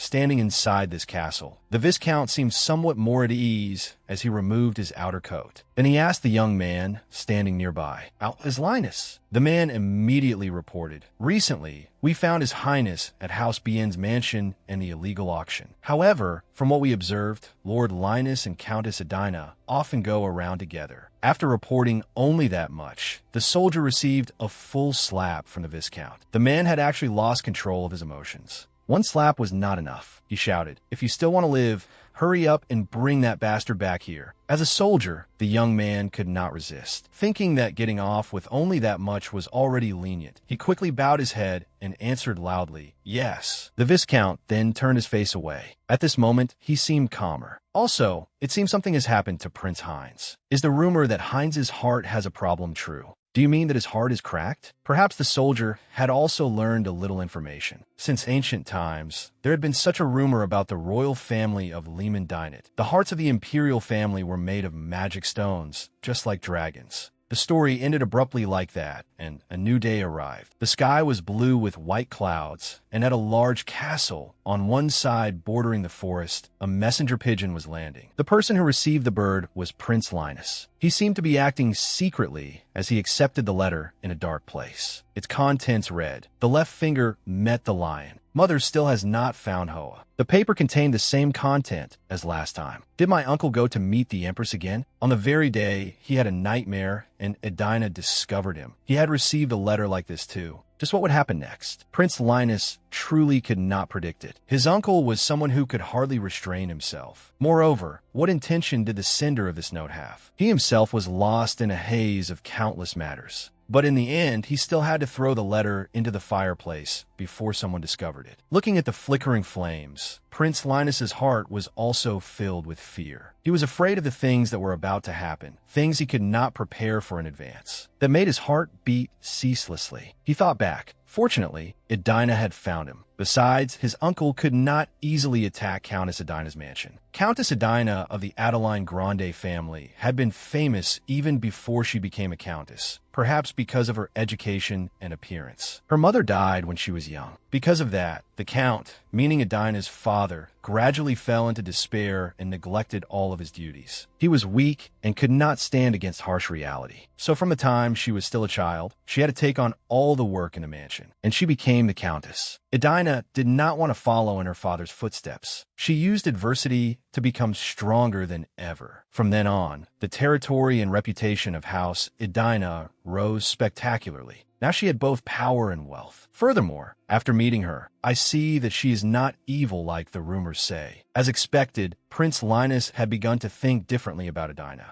Suddenly, there was a knock at the door outside. Someone came to inform him, "Your Highness, Lord Edward wishes to meet you." Shall I tell him to come in? The prince answered at once, "No need. I will go there later." Edward, the red-haired young man, delivered a letter to the countess, who was sitting in the study surrounded by piles of documents. Hearing movement, he immediately stood up and greeted, "Ah, your highness has arrived." Linus had changed into proper attire before coming to the study. Edward went straight to the point. "I would like to discuss the contract you made with Edina. In truth, there is no real problem, but I do not agree with one clause in the contract. Could you look through it and help me carry out an agreement?" As Edward made the request, he observed the prince's expression. What Edward spoke of had also been written neatly on paper in black ink, only awaiting the prince's signature. Linus slowly read the agreement carefully. Yet the question he asked was, "Why do you work for Countess Edina?" Edward, however, was extremely calm. He said, "Of course, it is because of the money. The Countess usually pays very high wages. On top of that, there are overtime allowances and bonuses too." Just as he mentioned her, Edina appeared at the study door. Seeing her appear here at this hour, Edward asked, "Countess, you came quite early." Edina held her head and sighed. "There are a few matters to handle, so I came here directly." Perhaps the matter she was about to handle had tormented the Countess since the night before. So now she felt dizzy to the point that she could barely walk steadily. That was all it took. The two young men nearby immediately rushed over to support her. One held her shoulder, the other supported her waist. Their coordination was fairly seamless.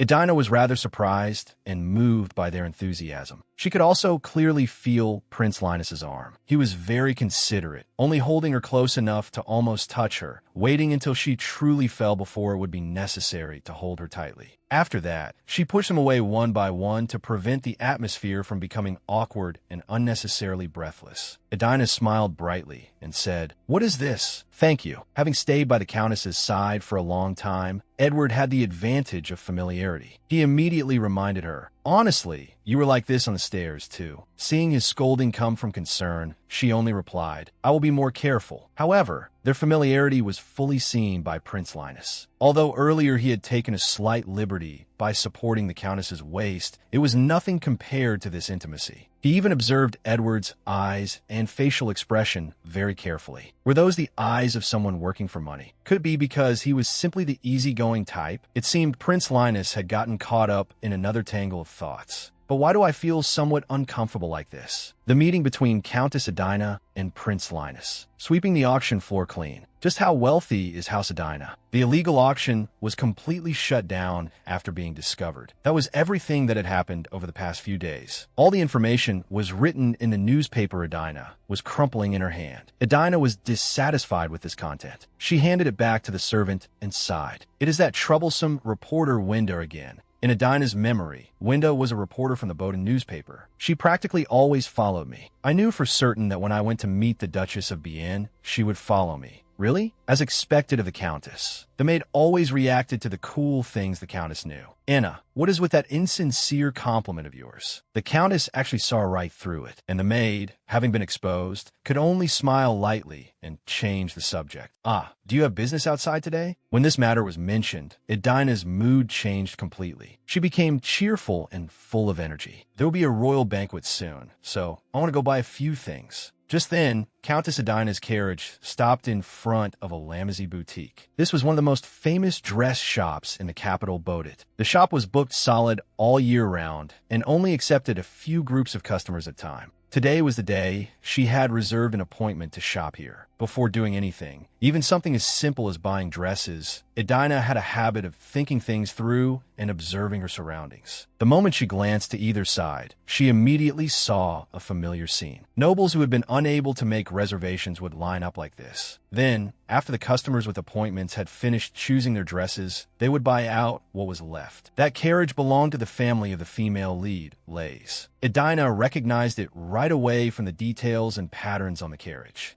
After waiting for a short while, a staff member from the shop came out to receive her. The young woman was gentle and delicate, just like the designs in the store. "The Countess has arrived. It must be very cold outside, isn't it?" The young ladies sitting inside heard the word Countess and immediately began whispering excitedly. "What? A Countess?" Someone quickly thought of her. Could it be Countess Edina? It must be. I heard there have been many articles written about her lately. Seeing that she had become the subject of gossip, Edina deliberately acted haughty. She walked forward with her face tilted up toward the sky. Naturally, her behavior caught them completely off guard, leaving them frozen in place. Yet someone still approached and asked after her. "Are you Countess Edina?" It was none other than Lady Lisa. She did not look pleased to see the Countess here. Edina did not avoid her, but instead stepped forward and greeted her. "It is a pleasure to meet you, my lady." However, inside, Edina was thinking, why is she suddenly calling out to me like this? I read a recent article about you. It seems the Countess has been very actively participating in the investigations into those illegal auctions, hasn't she? Lady Lade spoke very bluntly. But Edina knew how to survive in society. There was no way she would tell the whole truth. So she merely smiled gently and replied, "Ah, those are just baseless rumors." The more Lady Lade saw Edina's calm expression, the more irritated she became. "You seem very proud of it. I heard that today the Countess rented out this entire shop. Because of you, everyone has to line up and wait outside." Edina was extremely surprised. She had not expected to be criticized even when she had done things properly. She had waited and made a reservation like everyone else. "Oh, my lady, this shop only accepts one group of customers per day in the first place. In a situation like this, the people who came without making a reservation are the ones inconveniencing me." Lady Lear clearly did not know this, and she instantly looked foolish, left speechless until her maid stepped forward to rescue her. And yet, the maid made a small gesture, shifting her gaze toward Edina. Of course, Edina did not miss that detail. She immediately thought, is she afraid of me? After that, Edina paid it no more attention and turned to ask the person who had come to receive her, Diane, what kinds of fabric have you prepared for me today? If you make the dresses, how many sets can you complete? The young woman also gave a brief report. They were likely used to working this way. There will be about 20 sets. The designs must be completed quickly and delivered to the mansion. Please take care of that for me. All right, how many dresses do customers here usually try on? About 32 dresses, my lady. Lady Lays had come today intending to pick a fight with Adina, only to be ignored off to one side. And yet Adina generously said, then put all those dresses on my bill. Consider them gifts for the beautiful young ladies here.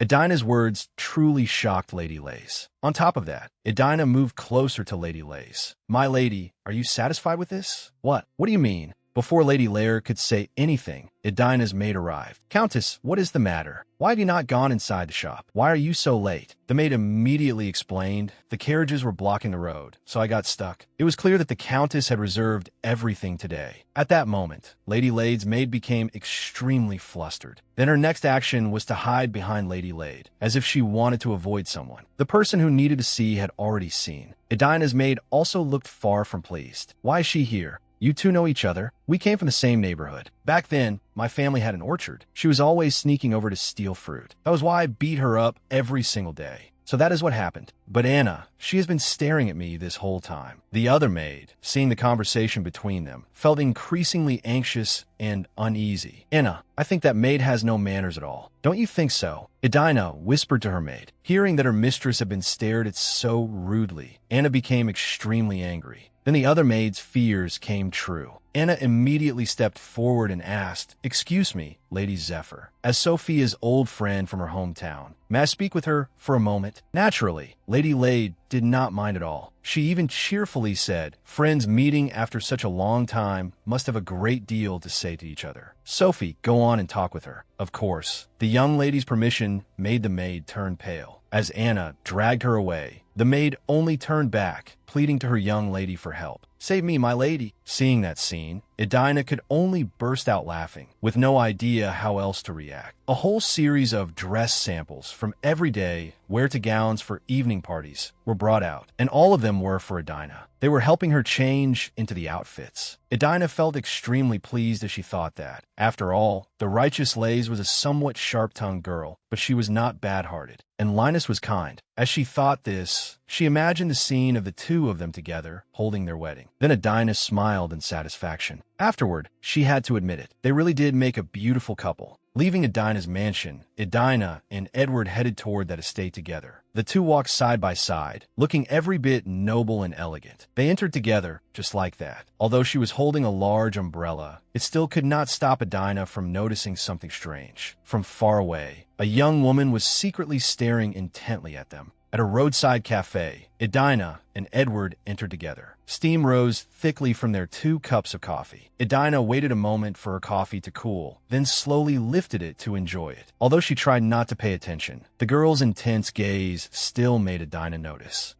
Why has she come again? Sure enough, the girl had already settled at another table, staring intently at Adina. Naturally, Edward noticed it as well. He asked awkwardly, is that Lady Jip? I do not understand why she keeps doing that. Adina raised her hand to her face, pretending to prop up her chin while seemingly blocking Jip's gaze, and sighed. That's right. Recently, she has been following me constantly. Could she have fallen for me? Oh, is my coolness really that captivating? One might have thought Edward would object, but he did not. He only smiled and agreed. That is true. Hearing that, Adina grew even more encouraged. Her joke became increasingly outrageous. Really? Then have you fallen for me too? This time, Edward answered immediately without hesitation. Yes, because the Countess pays me a great deal of money. Even imperial officials do not receive such a high salary. Hearing this, Adina was not embarrassed at all. She continued laughing loudly. I think so too. Jip, sitting at another table and looking at the two of them, clearly had a sulky expression when she saw them talking so happily. The three of them continued sitting there for a long while, until Adina and Edward finally decided to leave. When Adina looked toward the foot of the stairs, she suddenly discovered something. Jip was standing there, facing another young lady who looked arrogant. Jip's face clearly showed anxiety. Looking more closely at the situation over there, Edina wondered, what is this? Could that girl be getting harassed? The moment she thought that, Edina immediately headed toward the place where the incident was happening. Edward could only helplessly call after her from behind. Countess, your sense of word choice really is something. Moving closer, they finally understood what was happening. A handkerchief slowly fell to the ground, touching the floor. The arrogant young lady said provocatively, Lady Jip, could you pick up that handkerchief for me? Jip's expression became even more filled with anxiety, but she still could not say anything. By then, Jip's hand had clenched tightly before she even realized it, as if just a little more strength would make blood seep out. Although she was very angry, Jip still endured it. She intended to bend down and pick up the handkerchief, but someone else moved far faster than she did. A foot stepped onto the handkerchief. This startled Jip in fright. She probably had not expected anyone to interfere at that moment. Moreover, it was the very person she had been staring at all this time. Countess Edina. Edina smiled teasingly at the arrogant young lady. Oh my, honestly, I am sorry. Naturally, the young lady was very angry that someone had interfered in her business. She shouted loudly, Countess, what on earth are you doing? How rude. Edina had been waiting precisely for that. She immediately scolded her back. Rude? Who told you to drop your handkerchief where I was walking? Does that not make you the rude one? Did your family not educate you to pick up the things you drop yourself? The young lady was scolded by Countess Edina until she trembled and seemed about to cry. Edina's expression suddenly became very serious, full of intimidation and aggression. She continued, Well, my lady, do you have anything else to say? The young lady had been thoroughly defeated in argument, so naturally, she could say nothing more. Seeing this, Edina paid her no further attention. She turned back and said to Jip, Lady Jip, I have something to say to you. Shall we go outside? Jip immediately nodded hard, showing her agreement. She had clearly been desperate to leave this place. Jip and Edina went outside together. Once they were out, everyone looked toward them. The reason was that Jip had been sobbing the whole time, while Edina was staring at her with a bitter gaze. This made Jip even more frightened, and she cried even louder. After a long while, Edina finally let out a breath. Come now, she called Edward a handkerchief, but Edward did not agree. He shook his head firmly. My handkerchief is reserved exclusively for the Countess. Seeing Edward like that, Edina continued, What are you saying? I did not bring a handkerchief either. Hand it over. But Edward remained resolute. I did not want to. Even Jip, who was crying, had to stop and listen to the two of them argue.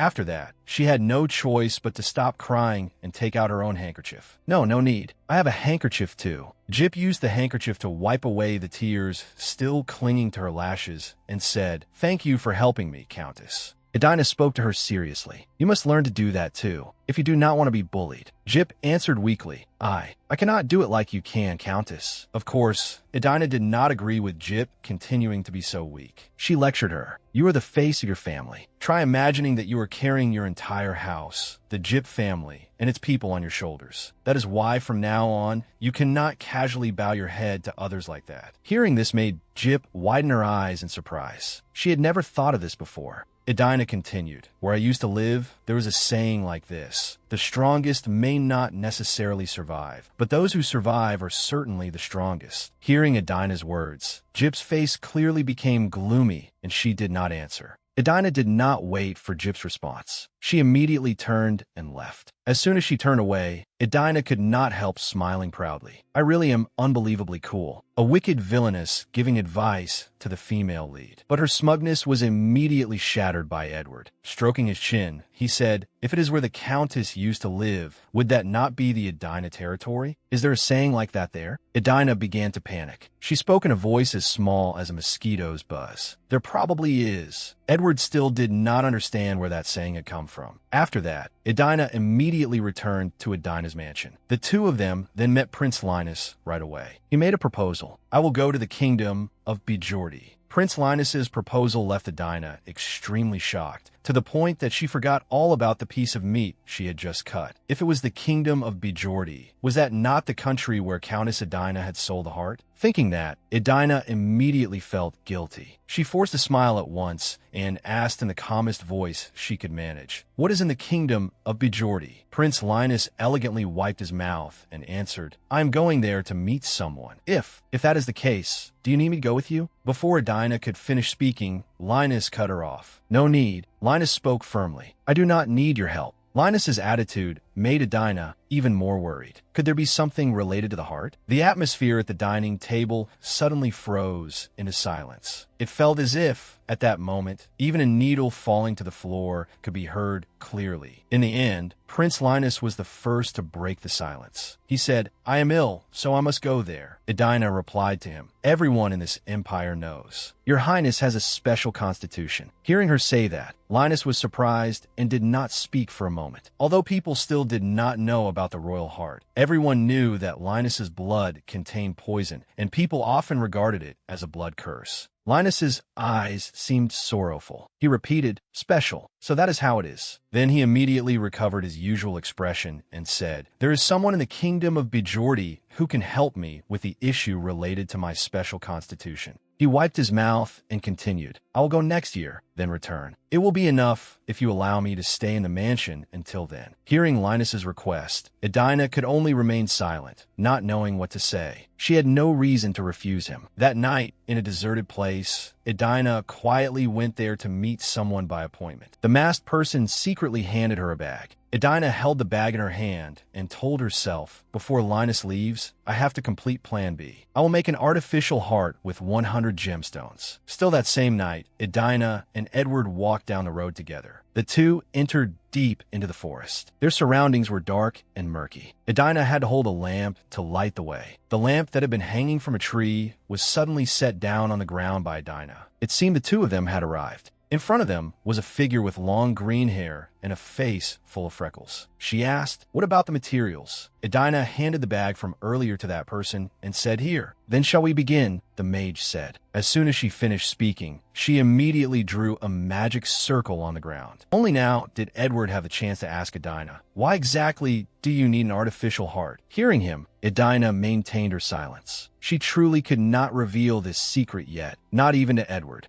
Seeing her attitude, Edward seemed a little reproachful. "You're still keeping secrets from me? My heart aches terribly." Edina could only helplessly complain inwardly. "I cannot exactly say that I sold the royal heart, can I?" She looked at the magic circle with the gemstones at its center and asked the mage, "Is everything all right?" The mage said, "I also cannot be certain whether it will succeed or not. This is magic that even its creator has never performed before. Creating an artificial heart is a groundbreaking matter that no one has ever attempted, although it was something Lays had come up with in the original story." A moment later, the mage stood up and said, "All right." She placed her hand on the ground where she had just finished drawing the magic circle and said, "Now, I only need to pour magic power into it." As the young mage's magic power flowed into the circle, each line of the drawing began to glow, surrounding the gemstones at the center. Under the gloomy night sky, a bolt of lightning rang out powerfully. It seemed to be an effect created by the mage's maximum magical power. The gemstones flew outward, partly burned black. The mage said, "It seems we failed." Edina immediately asked, "Then what about the magic?" The mage replied, "The compressed magic power was too great, so it exploded." Hearing this made Edina truly despair. She clutched her head in regret. "What? My God, how much of my money did I pour into those gemstones? This would not do. My money, every drop of my blood." Edina's scream echoed throughout the mountains and forest that night. Surely, if anyone happened to pass through that forest that day, they would have been frightened to death. Even though it was painful, the next day still came. The following morning, at Edina's mansion, Edina still had not shaken off her regret. Her whole body radiated gloom. She buried her face on the desk and kept wailing, "My money, my money." Even Edward, watching her, could not help feeling awkward.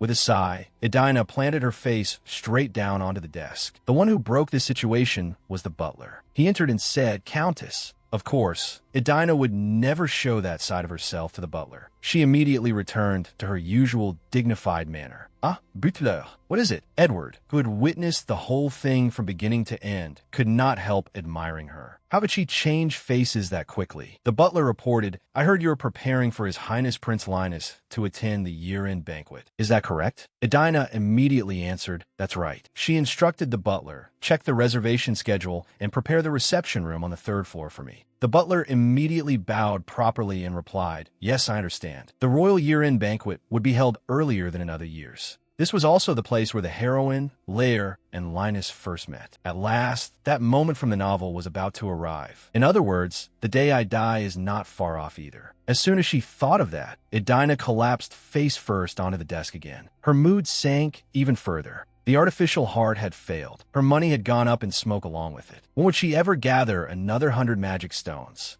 If things have come to this, then I have no other way out. Edina lifted her head with a determined look in her eyes, though they were still brimming with tears. I will focus on Plan A, helping the Kingdom of Alat win this war. Meanwhile, in Prince Linus's room, he was lying still on the bed. His mind was now filled entirely with the vicious words of the past. You're the cursed bloodline. Then came Countess Edina's words. Everyone in the Empire knows about your Highness's special constitution. Special, was it? As if the endless thoughts had given him too much of a headache, he closed his eyes. The flower he had picked in the garden the other day was still on the table. It was the flower that symbolized the Edina family. Early the next morning, at the Countess's castle, a stranger appeared in the prince's room. He was measuring his Highness's body to prepare clothing. Before the measurements were finished, there was the creak of a door opening. The prince instinctively turned that way. It was Countess Edina. She entered neatly dressed, looked at the prince, and smiled. When the stranger preparing the prince saw Edina enter, he bowed in greeting.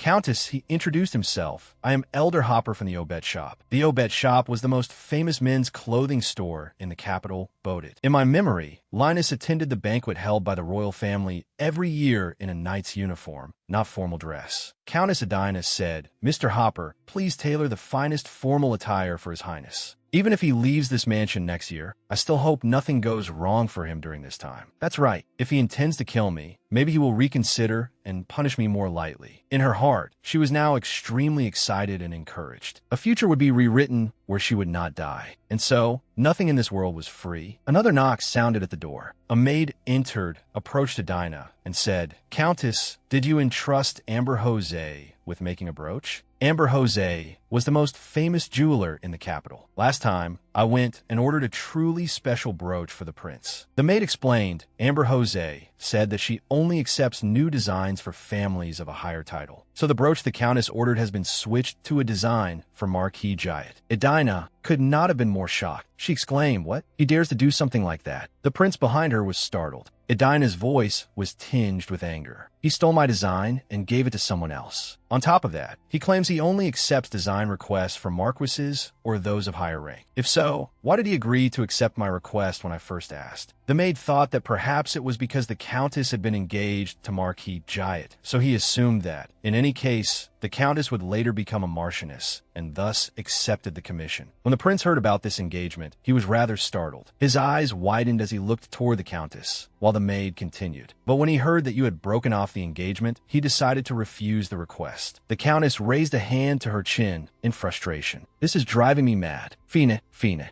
I understand. She thought to herself, why did it have to be Marquis Giant, the man I used to be engaged to? That was supposed to be my bribe for Linus, for heaven's sake. She felt things growing more and more tangled. The only thing she could think now was to wait and see. Why did this have to happen all of a sudden? Then night began to fall. A flame was lit in the prince's room. He still had not slept, silently gazing drowsily at the red fire. The only thing in his mind now was the engagement. An engagement. I know very well she was engaged, but in any case, the wedding was called off, wasn't it? Even so, he still felt somewhat uncomfortable in his heart. Lost in his thoughts, he suddenly startled, his eyes going wide. What am I thinking? I should just go to sleep. He lay on the bed that had once felt unfamiliar and thought about chaos and war. If he could not find his heart again, he would be unable to control the power of the curse. At this rate, it would burn and destroy the entire Lehman Dynamite Empire. Suddenly, the figure of Linus's uncle appeared. He recalled the meals he had shared with that man before he came of age, when the man had still kept his true face hidden behind a mask. Behind that false mask, he had given Linus delicious meals and nights of full, restful sleep. But aside from those things, his uncle's contemptuous gaze had always shown itself clearly. Linus had lived for a very long time under those circumstances. His eyes as a child drooped unconsciously, appearing in his distant memory. During that meal, his uncle cheerfully clasped his hands together. I will make you emperor, "Your Highness." But Linus answered coldly, "Uncle, you will never be able to do that, because I do not have the ability to become one." His uncle's cheerful smile abruptly changed. The smile on his lips vanished in an instant. His cold gaze drove straight into Linus's consciousness. A child who says unpleasant things must be punished. He gripped the sword in his hand and drew it. Linus suddenly sat upright, but for some reason, his subconscious was still trapped in the dream. He seemed haunted by his uncle, whose image still appeared before him, raising the sword and preparing to strike down. The prince hurriedly seized the sword in the man's hand. His arm began to tremble. He gripped the blade tightly, and when he returned to reality, he was also gripping a real sword. Blood slowly seeped out, flowing along the cut. A maid outside heard the loud noise and hurried in to check. Seeing a sword in his hand and blood spilled all over the floor, she panicked. "Your Highness, are you all right?" The maid hurriedly carried an oil lamp and rushed toward him. "What happened to you?" Only then did Linus return to reality. Realizing what he had done, he saw he had been injured. "Damn it, I had that dream again." The prince looked toward the maid, completely at a loss for words. He truly had been haunted by those words, by that person. The wound looked quite serious. She had to bandage it quickly, but everywhere the prince looked, he saw the shadow of that wretched uncle. When a maid tried to bandage the wound on his hand, Linus shouted, "Do not come near me. You may be in danger if you come too close to me. Go outside first." The maid stared blankly, not knowing what he meant. After she stepped outside, only the prince and the wound on his hand remained in the room. It made him continue thinking about the past. In the Imperial Library, young Linus had been reading a book with intense concentration. While he was reading smoothly, a new page, rather sharp at the edge, unexpectedly cut his finger. Startled, he raised his hand, and blood began dripping from the wound. "Ever since I was little, whenever anything made me bleed, my uncle treated me no differently from a lethal germ." His gaze again stared blankly into space, as if there were countless feelings he wanted to release. "When will I finally be able to?" Before he could finish the thought, Linus was startled by the scene before his eyes. A pair of hands grasped his hand, which was trembling because of the fresh blood. It seemed the maid had quickly informed Adina, and she had immediately come to the room to comfort the prince. "I was very worried about you just now, but you seem to be all right." The prince tried to pull his hand back. "Let go of my hand." But when he had only withdrawn it halfway, Adina pulled his hand back again. Adina felt something was not quite right. A little awkward, she smiled stiffly. "Are you all right? I'm very worried about you." Linus remained silent and did not look directly into her eyes. Instead, his heavy gaze only lowered toward the ground. That's right. It was undeniable that she was truly concerned about him. Early the next morning, Countess Adina jolted awake. She was lying in her room. Hadn't she just been beside Linus? Now she had awakened in her own room. Beside her, someone called out, "Countess." Edward was very worried about her. "Are you all right?" She sat up and asked, "Why am I here?" Edward sat in a chair and explained, "You've been unconscious here for 2 days after being exposed to poison." She looked back at her hand and only then realized it. Oh, that's right. It was the poison gas from last night, when Adina was holding Linus's hand and encouraging him. Her complexion suddenly worsened. Sweat had scattered along her eyelashes. I feel so dizzy. I think I may have been poisoned by the toxin in his blood." She also realized that the poison had come from the blood on Linus's hand. She gradually collapsed, Adina's head resting on Linus's shoulder. The prince was also frightened out of his wits. Sitting in the room now, she immediately worried about him. Then what about His Highness Prince Linus? Edward nearly shouted, unable to deal with the Countess. She had been poisoned and had not even taken care of herself yet, but she was already worrying about someone else. His Highness has not left his room since then. Countess Adina hurriedly threw off the blanket and got out of bed. "I will go check." She looked quite worried about the prince. Seeing the Countess in such a hurry, Edward stood up to stop her. "You cannot, Countess." He seemed flustered, but health came first. "You need to rest more." The Countess turned her head to look at Edward. She put on a relaxed expression, as if nothing serious had happened. "I am fine. I think I will feel better if I walk around a little." With that, she set her feet on the floor and left. Edward wanted to follow her, but Adina had made up her mind. He had no choice but to give in. He stood alone in the room and sighed. No one knew what he was thinking, nor could anyone know anything more about him, because Edward was truly quite mysterious. And then Adina made her way to the room where the prince was currently staying. Standing before the tall door, Adina clenched her hand and knocked 3 times. "Your Highness, it is Countess Adina." After waiting a while and receiving no response, she said, "I am coming in." Then she simply pushed the door open and entered. The prince was standing alone in the room, looking as if he had no idea what to do.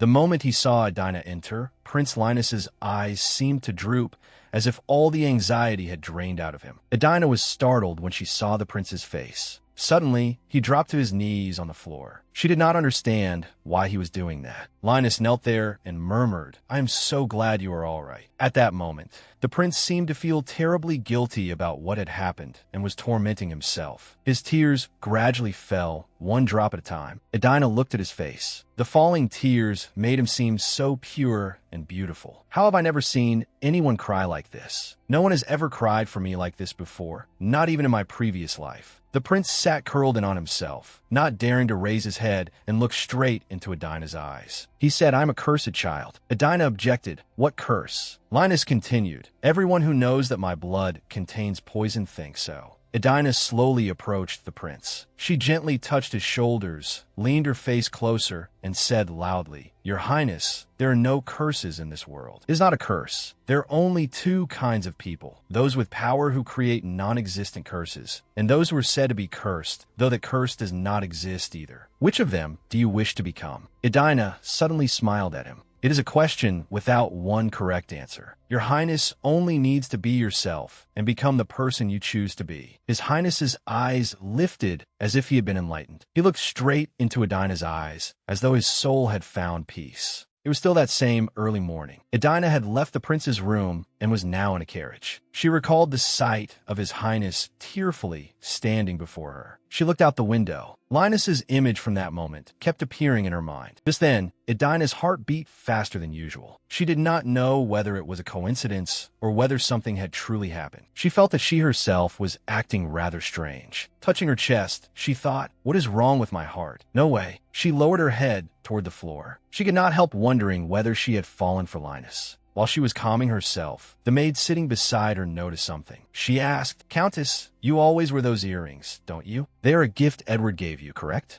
Adina touched the earrings on her ears. "That's right." The maid suddenly looked pleased with herself. "If they are garnets, then it could only be Edward." Adina asked, "Do they have some meaning?" The maid answered, "That gem symbolizes loyalty. It also means sacrifice. It also means an unchanging, faithful heart." Thinking back, Linus had also once told me about the meaning of garnets. At the time, I thought he was saying something about death. Could Edward have bought them for me because of that meaning? But probably not. I think he likely just chose them because they were pretty. The maid said, "Edward is a very thoughtful man. There is no way he would give you garnet earrings without a reason." Adina was bewildered when she heard that. She remained silent without saying anything until the end of the carriage ride. Her carriage finally stopped at the Imperial Palace. Today was the internal administrative meeting held twice a year. Adina stepped into the empty Great Hall. It was quite spacious. She looked around the reception room. This must be the way, right? At that moment, a pair of feet slowly approached. When she first met him, Adina still did not recognize who he was. All she knew was that he wore a suit and a red cloak. But after looking at him for a long while, she recognized him. She was suddenly startled. "Huh, this person is him." He greeted her warmly. "It has been a long time, Countess Adina." Her eyes darkened, and she seemed quite uneasy. "This is the person whose engagement I requested to cancel." Jayat stepped lightly toward her, placed a hand on his chest, and greeted her. "It has been a long time, Countess Adina." She also returned the greeting according to etiquette. Come to think of it, this is also my first time meeting him. Since it was their first meeting, she thought she should observe him a little. Suddenly, her eyes stopped on his chest. There was the brooch she had designed to bribe the prince. Now that she saw it on him, she felt uncomfortable. "So he is wearing the brooch I designed. What a shameless thief." Jayat almost burst out laughing. "What did you say? Who is a thief? Wasn't this a design you made for me?" Adina felt that this man was truly empty-headed. Now she was flustered, not knowing what to say to shut him up. "Stop being so delusional. The owner of that brooch is not you." She spoke with a contemptuous air. "Have you ever given me a gift? And now you are deluding yourself into thinking I am giving one to you?" She suddenly put on a cute expression and spoke in a teasing tone. "Oh, I heard that Lady Deplina also received a gift from her lover. It was a necklace by the designer Amber Jose, wasn't it? I heard that designer only accepts commissions for accessories from marquises and above. Then I wonder who her lover could be. I'm so curious." Marquis Giant not only did not get angry, he even burst out laughing. He leaned closer to Adina. Are you interested in me now? Why are you still concerned about me after breaking off our engagement? Someone like you, who cares about nothing but money, is judging my morals? Aren't we the same kind of person? After hearing him say that, Adina became rather confused. What on earth was he talking about now? Let's return to the main subject. I think we have strayed too far from the focus of this conversation. The brooch you are wearing is the one I intended to give to His Highness Prince Linus. So please return it to me. Giant did not like hearing that. You were going to give this to His Highness the Prince? Everyone in this entire empire knows that you and His Highness dislike each other. If you're saying this was meant for His Highness, then that is truly... How pathetic. What was this man saying? Adina still found his words incomprehensible. It was simple. She was not the Adina he knew. As soon as he finished speaking, Giant raised his hand and pulled the brooch off his clothes. He dropped it into her hand with a fairly indifferent attitude. His movements were quick and neat, as if he did not want to drag this out any longer. He said, "It is true that I have no regrets about breaking off my engagement with the Countess." Adina answered boldly as well. I feel the same. There is nothing to regret. After hearing Adina's words, Marquis Giant immediately turned and left. Before leaving completely, he looked back over his shoulder. I hope those words will not change. In the empty space of the Imperial Palace's Great Hall, Adina heard him and instantly boiled with anger. This man really thought too highly of himself. He was even threatening her. At last, Adina arrived at the meeting. Everyone had gathered together and was sitting around the round table. One person spoke. The war between the kingdom of Alot and the kingdom of Bajordi is still dragging on. Another person continued. The kingdom of Alot is our ally.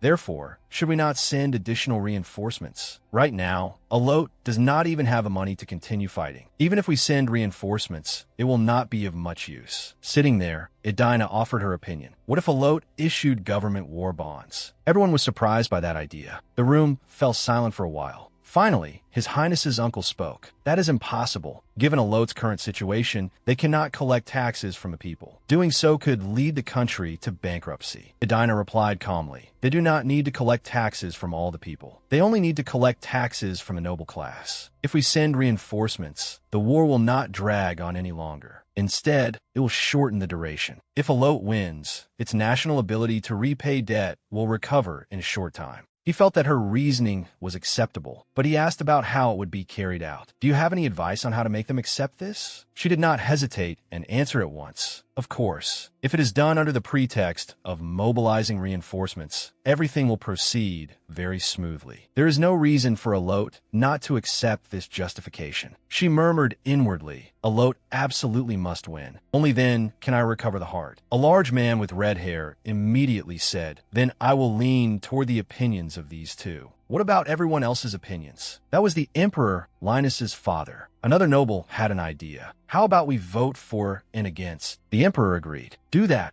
After a round of voting, the Emperor counted the votes. The result was that there were more votes in favor, with a difference of 2 votes. At that moment, Linus's uncle, Viscount Winston, raised his hand and spoke, interrupting. I nominate Countess Adina as the representative of the delegation to be sent to the kingdom of Alot. As soon as Adina heard that, she jumped in shock, forgetting all etiquette, and slammed her hand hard on the table. What? She thought to herself, is he insane? Why is he telling me to go there in person? But the Emperor approved of the matter. That idea is good. Is there anyone else? Adina clenched her teeth in anger. She could not be the only one thrown into this situation. She immediately made a proposal. I would like one more person to join me, Viscount Winston. When Viscount Winston heard that, he became another person startled by surprise. The Viscount had not expected her to say such a thing. He remained silent and waited for the Emperor's reaction. The Emperor suddenly sighed, but after that came an action no one expected. He burst out laughing. I have always known you two to be rivals. Yet this time, you are quite in sync. Excellent. Then the representatives will be Countess Adina and Viscount Winston. The Viscount was also the Emperor's younger brother. He truly did not want this to happen at all and immediately tried to make His Majesty reconsider. Your Majesty. But the Emperor crossed his arms and closed his eyes. The meeting is over. That is the decision. Viscount Winston stood frozen in hopelessness. He no longer had another word to say. As for Edina, she appeared very determined and passionate, but that was all. Good. If I'm going down, I have to drag another person along. Going down together is more fun. Her gaze became confident, as if she had finally achieved her goal. It had already been decided that the delegation would depart for a lot in half a year. This was after discussion and negotiations with a lot side. It was because time was needed to form a delegation and plan the specific mobilization. After the meeting ended, Edina stepped out into the hall. She encountered a familiar figure. It was Marquis Ott, Marquis Jayat's father, the father of the man whose engagement with her had been broken. He turned his head. The voice sounded familiar, but he did not seem to recognize her yet. Countess Edina greeted him pleasantly. It has been a long time. In the end, the two of them met in a room. Edina gently brought a cup of hot tea to her lips and enjoyed it. The person sitting opposite her was Marquis Ott. He spoke first. "Have you been well, Countess?" Edina answered cheerfully. "I am always the same. On my way here, I happened to run into Marquis Jayat." The Marquis immediately became worried. He seemed to want to ask, "What did my son say to you?" Edina smiled even more brightly. "I will never regret breaking off my engagement with you." As soon as he heard the whole sentence, Marquis, I was startled. But in the end, he sighed wearily. Marquis ought to have been close friends with Countess Edina's father since before she was even born. Therefore, when Edina truly inherited the title of Countess, Marquis had also helped her a great deal. At that time, Edina had only been a few years old. Back then, in order to eliminate all financial difficulties, the Ott family had decided on an engagement with the Edina family. That is why I believe we have already fulfilled enough of our compulsory responsibilities toward one another. I also agreed to the request to break off the engagement. Marquis seemed very regretful about the broken engagement. However, in noble society, breaking an engagement is not an easy matter for a countess. You must consider the great amount of honor you will lose because of this. Honor? Hearing that word made her feel it was worth paying attention to. But did she truly need it at this point? She immediately called out loudly toward the outside. "Angela, come in." The maid waiting outside carried a stack of papers and opened the door, entering the room. She quietly placed that stack of papers on the table in front of Marquis Ott. Marquis was also curious and picked up a few pages to read. Before that, he asked, "What is this?" Edina once again lifted her cup of tea and drank. After finishing, she said, "These are documents to submit to the royal court. You should also look through them a little, sir." Holding those documents in his hands, his complexion immediately worsened. He gripped the papers tightly, as if he could not bear to allow the engagement to be broken. To prevent him from misunderstanding, she added,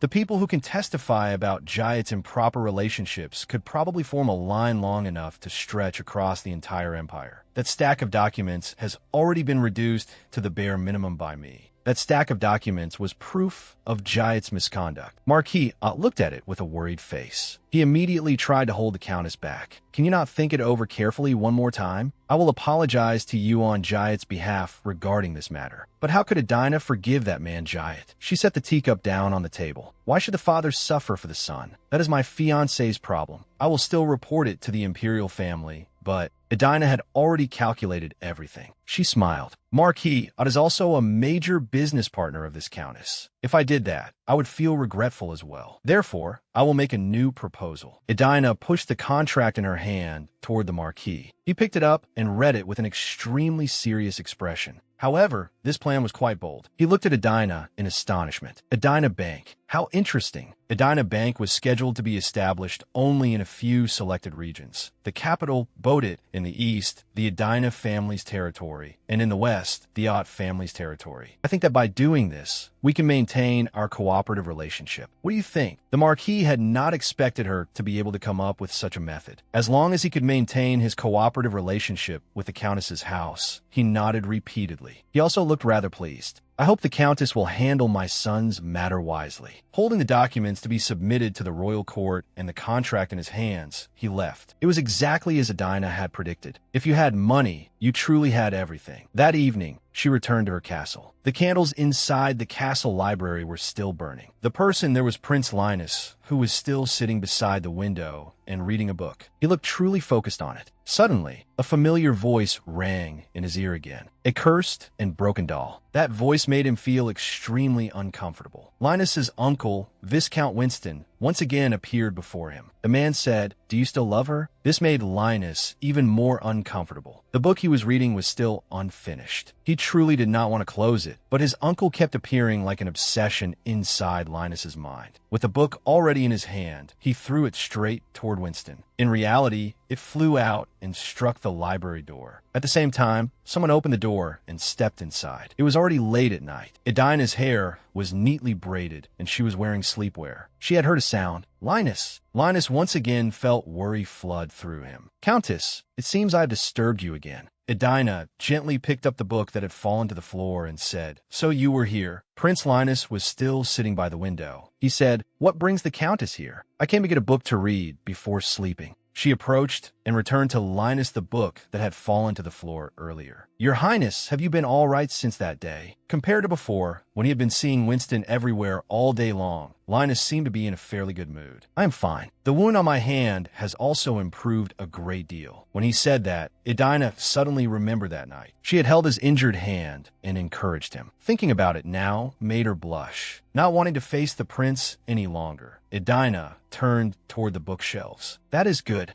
The rows of books were arranged very neatly on the shelves. However, some places were high and some were low. Edina reached toward a book on a shelf that was fairly high. Just when her reach was not quite enough to grasp it, a hand from behind took the book down from the shelf. Linus held the book in his hand and gave it to her. Edina noticed this gentlemanly action of his and quickly looked away. "Ah, thank you." He looked straight into Edina's eyes and smiled. "What are you thanking me for?" With Linus's beauty, Edina's heart could not escape racing. And with him this close, it did not matter if her heart happened to skip a few beats or beat a few extra times. However, she straightened up and faced Linus properly. "Your Highness, there is something I would like to ask of you." Prince Linus felt slightly curious about what she was going to say. "What is your request?" Still gripping the book tightly, she quietly looked elsewhere. "Well, tomorrow is the anniversary of my mother's death. More precisely, it was the anniversary of Countess Edina's mother's death. In truth, in my previous life, I was the same. I was also an orphan child, and even now, I still do not know what the warmth of family feels like. I hope your Highness will go with me to the cemetery." The prince was surprised by this sudden request. He wanted to ask again, "You want me to go with you?"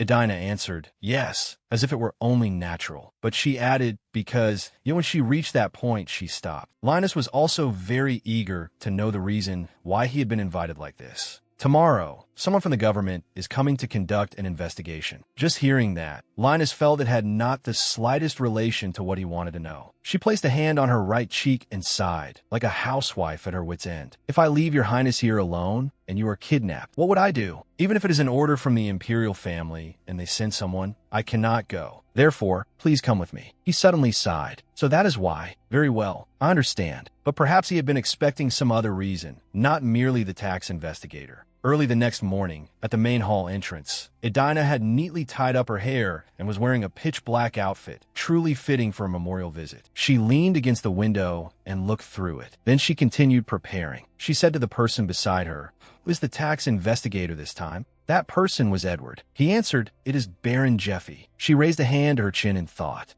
if it is Baron Jeffy, then he has recently been investing in the railway project, has he not? "Edward, have you given him the money yet?" Edward answered confidently, "Yes. I gave him the investment money under the Countess's name." After hearing that, Edina's mood improved considerably. She patted Edward on the shoulder a few times and praised him. Good. Then this tax investigation can also be considered to have passed smoothly." She continued walking, not forgetting to turn her head back. "As expected of you, Edward. You always handle work very well. Without you, I truly would not know how to live." Edward seemed quite happy. He said, "You would find another assistant and still live well." "Haha, there's no way that would happen, because I consider you part of my family." After hearing those words, Edward froze. He stared blankly at the Countess's back as she walked away, and no one knew what he was feeling. In the reception hall, where the two of them were standing, the sound of another person's footsteps came down the stairs. It was Prince Linus. Edina turned her head. "You are here." His mood did not look very good, but Edina did not notice. The three of them sat in a carriage heading to the cemetery. Edina looked out the carriage window and thought, the cemetery where Countess Edina's mother, the mother of the girl who once owned this body, is buried is very far from the capital, Bodit. It is also the place that holds the memories between Countess Edina's father and his wife. At last, the carriage stopped. The butler immediately stepped down from the carriage and stood before the carriage door. "We have arrived." When Adina was about to step down from the carriage, she was unexpectedly surprised by the sight before her. The two men in front of her had gotten down first, and both were standing there with their hands extended to help Adina down. However, it seemed that both of them had done it unconsciously. They were quite startled when they realized it. The two of them looked at each other in confusion. Faced with this scene, Adina did not think about whose hand she should choose. Instead, she thought, "What is this? Why are those two suddenly?" She did not take either of their hands. She stepped down by herself, passing right by both of them. "Let's go." Linus and Edward stood stiffly in place. Their faces were completely expressionless. Both of them turned their heads and looked in the direction Adina had gone. Two gravestones had been built side by side. One of them belonged to the missing count. Countess Adina had truly tried to search for her father for 6 years, but in the end, there had still been no result. Therefore, she believed that her father had died. At the same time, the people around her gossiped. "I heard they never found the Count's body. Could he still be alive?" As expected, Countess Adina truly has no humanity. All the people attending the funeral discussed that matter, but they did not realize that, in truth, Count Idoa, Countess Adina's father, had not been a good father. After the Countess's mother passed away, he fell into despair and no longer bothered to care about his daughter. But even so, she could not simply watch their death anniversary pass without spending even a little time remembering them. She placed a bouquet of fresh flowers before the two gravestones, taking even the smallest moment to pay her respects. This was also the place where I first opened my eyes after being transmigrated into Countess Adina's body. When I came to, Angela saw me standing in front of the Countess's mother's grave, completely dazed and out of it. She looked around again and again. "Where is this? Who am I?" She clutched her head in pain. The moment she woke up, all of the Countess's memories from childhood to adulthood came flooding in at once. It was so overwhelming that I could not bear it and fainted on the spot. She opened her eyes. There was not the slightest trace of attachment toward the graves of those two people. Her gaze turned ice cold.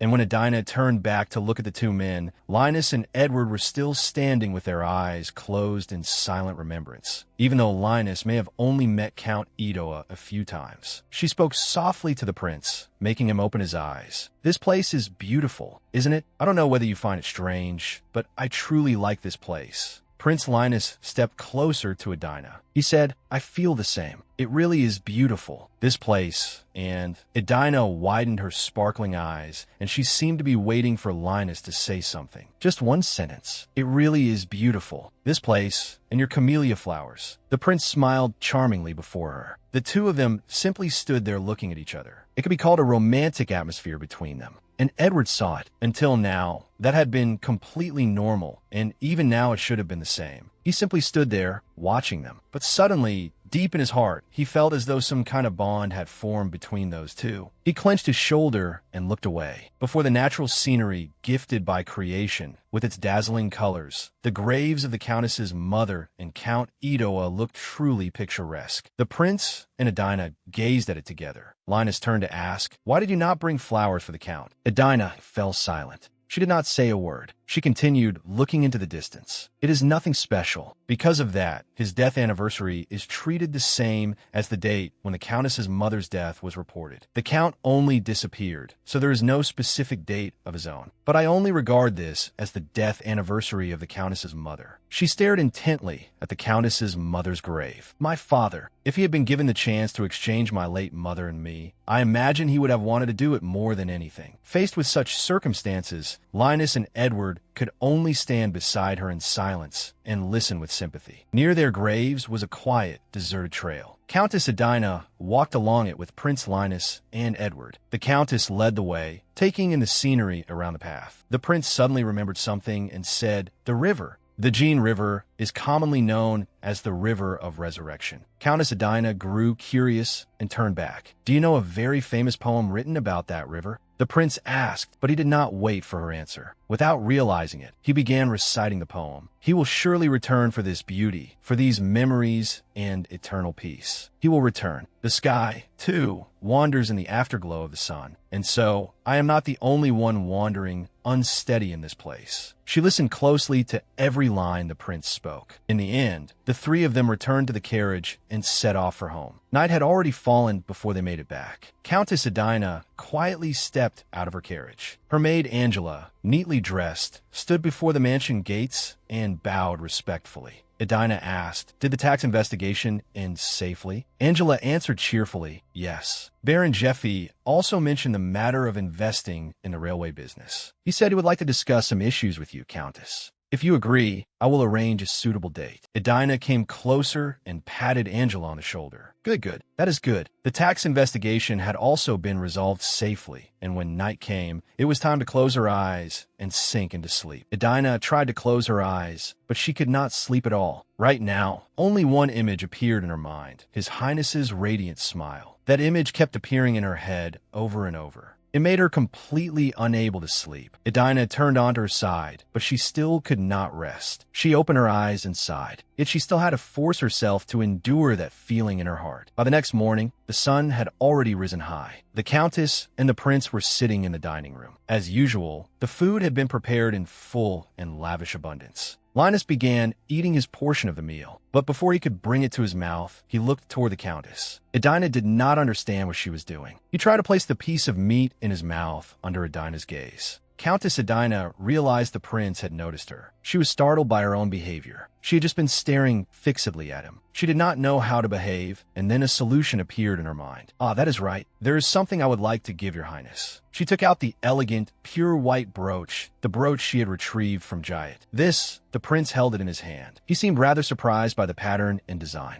Edina said cheerfully, "I had this specially designed for you. It will suit your formal suit very well." Linus looked quite pleased and accepted it, not forgetting to thank the Countess. At that moment, Countess Edina still could not take her eyes off Linus's face. She continued gazing at it intently. From outside came a knock. Knock, knock. The butler opened the door and stepped inside, holding a letter in his hand. "Countess, you have received a letter from the daughter of Marquis Jefferson." The prince beside her heard this as well. He was surprised. "The daughter of Marquis Jefferson? Are you acquainted with her, Countess?" Edina held the letter in her hand and explained to the prince, "I met her at a shop, and I also happened to run into her once at a cafe. She is very cute." According to Edina's memory, the girl had pink hair. Thinking about it, Lisa was the heroine of the novel too. I wonder what Linus thinks of her. She immediately asked Linus for his opinion. Would you like to meet her? Edina wanted the story to return to its original path. One way or another, Linus would meet Lisa and fall for her. But this time, Linus refused. "No, why would I meet her?" Indeed, his reasoning was not wrong at all. Actually, Lady Jefferson is very beautiful. Edina did not understand what she was thinking. She was praising another girl's beauty in front of the person she had been dreaming about, as if she thought she herself had no chance of comparison and the novel would proceed in one fixed direction. Linus replied, "Beautiful? I am not certain, but I am certain she could not compete with the Countess's beauty." Edina suddenly closed her eyes, touched her cheek, and felt it. Really? My beauty? But when she realized the person Linus was praising was her, she froze. Wait, what? Edina blushed bright red with embarrassment, not knowing where to hide her face. She could not believe the prince had said that with such a perfectly calm expression. It meant he was completely serious. She did not know how to respond anymore. The whole room gradually fell into silence. The two of them looked at each other. From Edina's point of view, it was rather romantic. But from Linus's point of view, it was even more real than that. To regain her composure, she lifted the letter in front of her face. Ahem, I almost completely forgot about the letter. She opened the letter and read it right there. But something seemed off. Her mood was quite unsettled. Halfway through reading, she stopped. I would like to attend the Imperial year-end banquet together with Countess Edina. So, please become my companion, will you? Edina was startled and shouted, "Companion? Why me?" At present, the later developments of the novel, Linus's Flower, had not yet begun. At the year-end banquet held by the imperial family, this time, Linus would leave the banquet and go to the garden to avoid the crowd's attention. That was when a male lead would meet the female lead, Kless. It was also the most climactic plot point that was about to begin. But why is Kless now saying she wants to go with me? After Edina finished reading the letter, she felt utterly panicked. What was going on?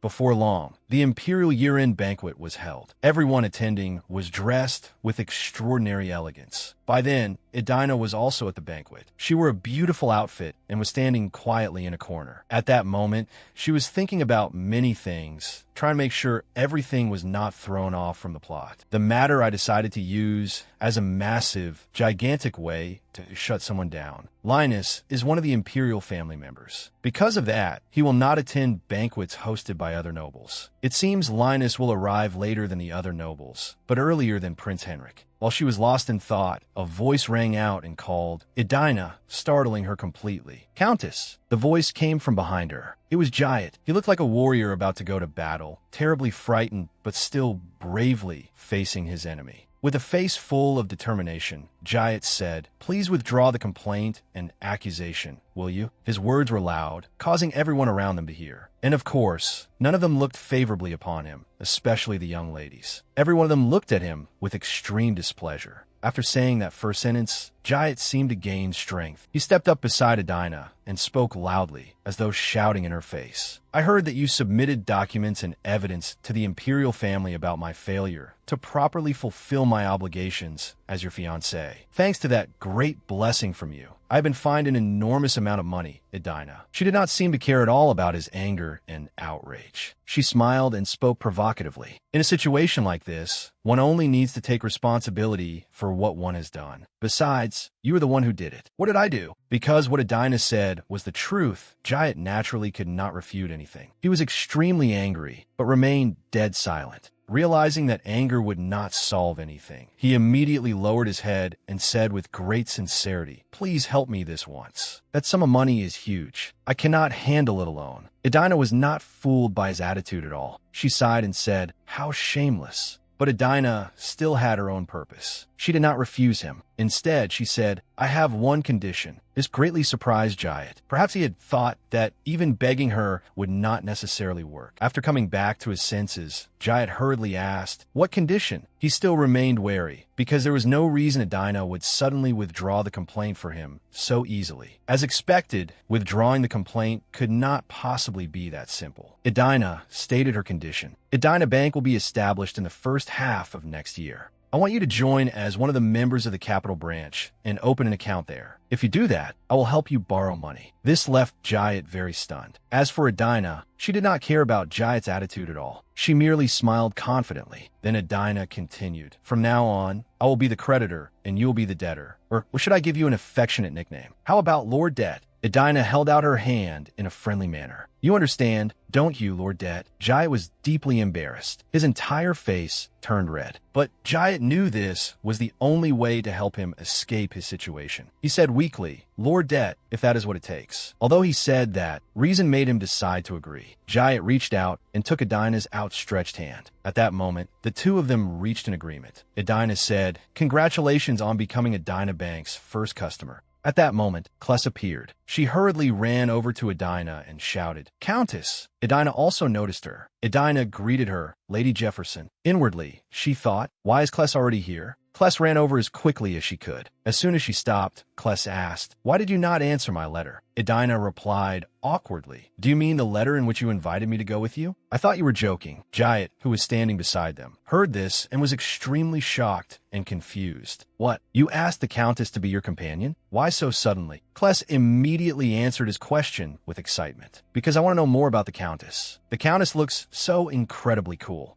Edina found it utterly confusing when she heard that. Does she mean I'm like some cool villainess? Kless was very annoyed by Jayet's attitude. Is there something wrong with me wanting to be companions with a good friend? Jayet hurriedly defended himself. How could you say that? Jayet found the sight very troublesome. How annoying. Kless continued flaring up at Jayet. "Old man, what does that have to do with you?" Jayet was also extremely irritated when he heard that. "What, old man? Did you just call me an old man?" Edina watched the two of them begin arguing noisily like cats and dogs. "Yes, if you're not an old man, then what are you? Haven't you been acting this whole time as though you were my countess?" Jayet found that utterly ridiculous and repeated, "Your countess? What is that supposed to mean?" "The countess is my fiancée." Kless immediately retorted, "Yes, sure, your fiancée. Only someone blind and deaf in this entire world would not know that you and the countess have already broken off your engagement." Edina left the two of them to argue and finished her glass of wine. Only then did she leisurely speak up to mediate. Both of you stop. As soon as they heard Edina's words, Kless and Jayat immediately stopped. Both of them turned to look at her with repentant expressions, like children afraid of being scolded. Edina sighed in exasperation. She was truly exhausted. After that, she had to resolve all those troubles and ran off to a place with fewer people. As Edina walked, she held her head. What is this? Are they drunk or what? Edina's steps had begun to stagger. Oh, I'm so drunk. I really should not have drunk so much. Then, suddenly, she stopped still when she saw the person before her. Hair as black as ink, with a pure white dove perched on his shoulder. As soon as she saw it, the dove on that person's shoulder hurriedly flew away. The bird spread its wings and quickly left through the window. Edina blurted out a question. Who are you? Inwardly, she thought, who is this person?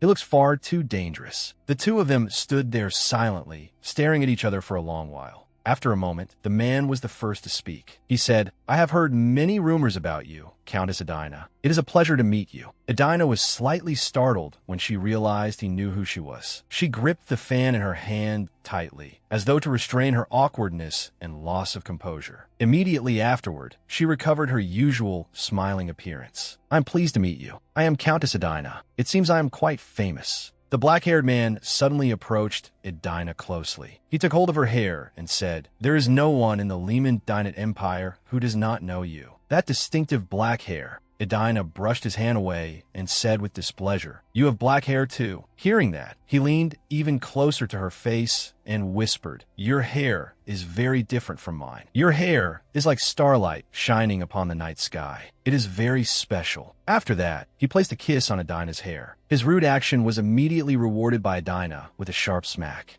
She pulled her hair back. You have not introduced yourself yet, have you? Edina's blow forced him to quickly withdraw his hand. He lowered his face and gave a smile no one could understand the reason for. Before introducing myself, I think it would be better to introduce my origins first. The shadow that originally belonged to me vanished because of you. I yearn for those things. Hearing that, Edina wondered inwardly, what the hell is he talking about? But outwardly, she still spoke politely. Then who are you? My true name is Igo. The people here usually call me Blake. I come from the Duchy of Argenbank. Blake from the Duchy of Argenbank. I have heard rumors before that the Prince of the Duchy of Argenbank has black hair, just like a devil's. A man with eyes as red as blood, a cold-blooded killer and slaughterer. Blake spoke with a frightening expression. Edina, I want you. I want to swallow every bit of darkness you possess. Hearing him say that left Edina very surprised. It was as if she had remembered something. I think I saw him at the auction. It must have been in the darkness. The Prince of Argenbank went to that illegal auction? Why? Edina quietly called him Prince Blake. Blake answered, I am Igor. Edina was confused. But your name is Blake. Blake replied, My true essence is Igor. Although I was born human, the essence that awakened inside me was not human. It was darkness. Edina remained silent and did not answer. She thought she had never seen this plot line in the novel before. What is all this? My head hurts. Blake continued. This power awakened around a year ago. I also felt a portion of the darkness awaken from within me. Edina thought a year ago. That was when I transmigrated here. Could it have something to do with the death of the real Edina? She asked. Then why can I sense a current of power similar to yours, Your Highness? Blake replied, I do not know. I only know that I have longed for you for a very long time. As he spoke, he raised his hand and stroked Edina's cheek. Edina was already rather annoyed. She used her fan to push his hand away and said, If you keep saying things like that, then I will call the Imperial security guards over. Blake fell silent. Then suddenly he smiled. All right, then I will try changing to a topic you will certainly like. Argenbank is a duchy rich in resources. Among them are many mines that have yet to be developed. There are even magic stone mines. When Edina heard that, she spread her fan and laughed loudly. Mining development is one of the oldest projects of mine, Countess Edina. Seeing that, Blake also smiled brightly. He said, Then I will entrust the development of one of those mines to your family, Countess Edina. Edina immediately asked, What are the conditions? I will refuse any ridiculous demands, such as you wanting me. If income is earned from the minerals, then a portion will be taxed. In addition, I would also like to have a little private time with you. Edina silently thought over Blake's conditions. Private time? But this mine development matter is truly attractive. She said to Blake,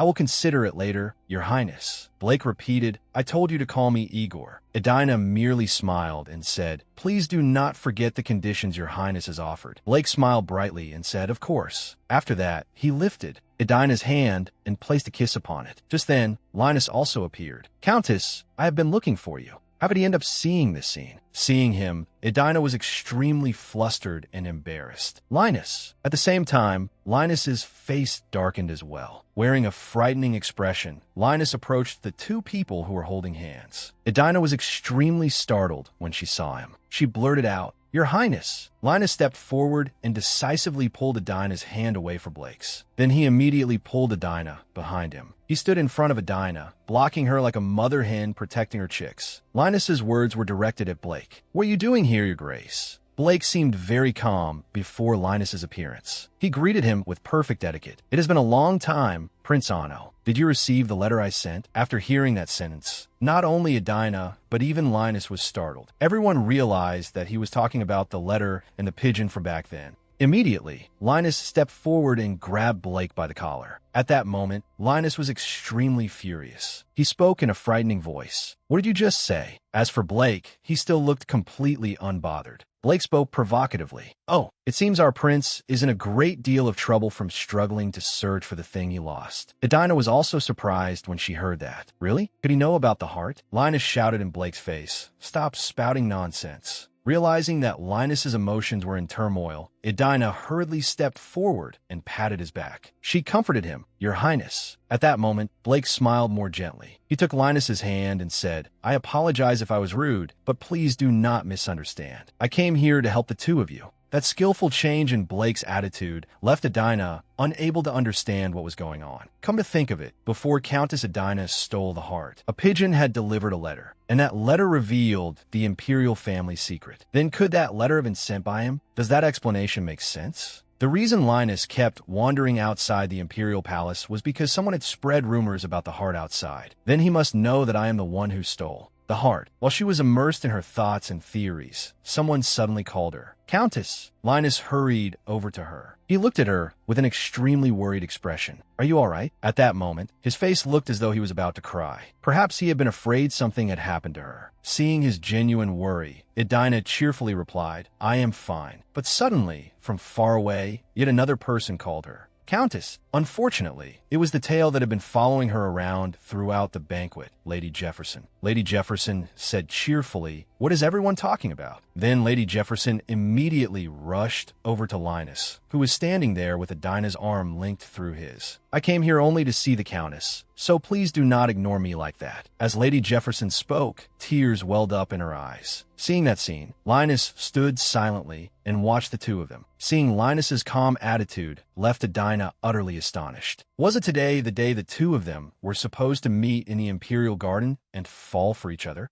At last, Linus finally came back to his senses and began to act. But what Linus did was pull Edina toward him. He angrily said to Lady Jefferson, Hey, how dare you put your hand on the Countess? This left Edina even more surprised. Huh? But Lady Jefferson was no pushover either. She immediately slapped Linus's hand hard and said irritably, Then your Highness is not allowed to touch the Countess either. Edina watched the two of them bickering noisily over her and could not understand it at all. What on earth is happening? Oh my God, are the male lead and the female lead fighting each other because of me? Lifting her gaze away from the two people arguing, she looked toward the corridor in front of her. By then, that place was completely empty, without a single person in sight. Edina wondered when did he leave. Night gradually deepened. The night sky and sparkling stars seemed to drape a splendid cloak over the palace. People gradually left, and Edina did as well. Edward arrived with the carriage. He smiled and said to Edina, Countess, please get in. Edina looked around, then boarded the carriage and asked, Huh? Where is Anna? Edward replied, Because there were a few issues, I came to pick you up in her place.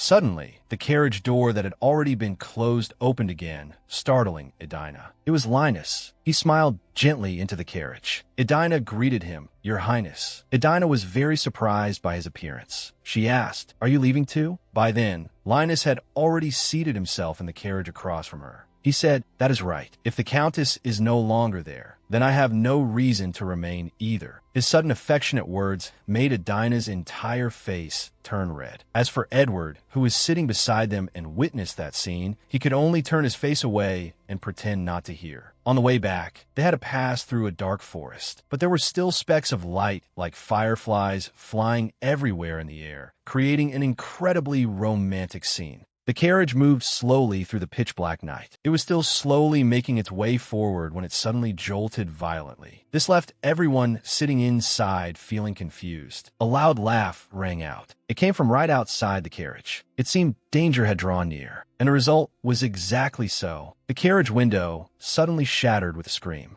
A pouch was thrown into the carriage. The moment Linus saw it, he immediately leapt up and shielded Adina completely. He shouted with a panicked expression, "That is sleeping gas." Linus continued shouting loudly, "Everyone, get out now." At the same time, Linus also acted. He held Adina and rushed straight outside, jumping out of the carriage. Although Linus had warned them very early, because she had not been prepared, Adina was still affected. She thought to herself, "Oh no, I'm so dizzy." Within Adina's hazy vision, she vaguely saw assassins with long, sharp, cold swords standing before the two of them, full of menace. Knowing that she and Linus might not be able to escape, Adina immediately pulled something white from her person. She secretly stuffed it beneath the dirt and rocks. Along with it came her hope that her people would surely find the clue she left behind. After forcing herself to do those things, she finally fainted because she could no longer endure it. While she was unconscious, she vaguely heard loud calls echoing back. "Countess!" The loud cry of "Countess!" once again woke her. After waking up, she finally became aware of her situation. There were now many wounds on her body. Looking at the unfamiliar surroundings, she could not help but wonder, where is this? When she tried to move, she also discovered that her hands were tied behind her back. Edward was still beside her. He asked in a worried tone, "Are you all right, Countess?" Adina was slightly startled. "Edward." At that moment, Edward's face also had many wounds, and his hands were tied behind his back just like Adina's. He asked, "You have finally awakened." Adina finally came back to her senses and said to Edward, "Why did they kidnap me? Could it be for money or because of hatred?"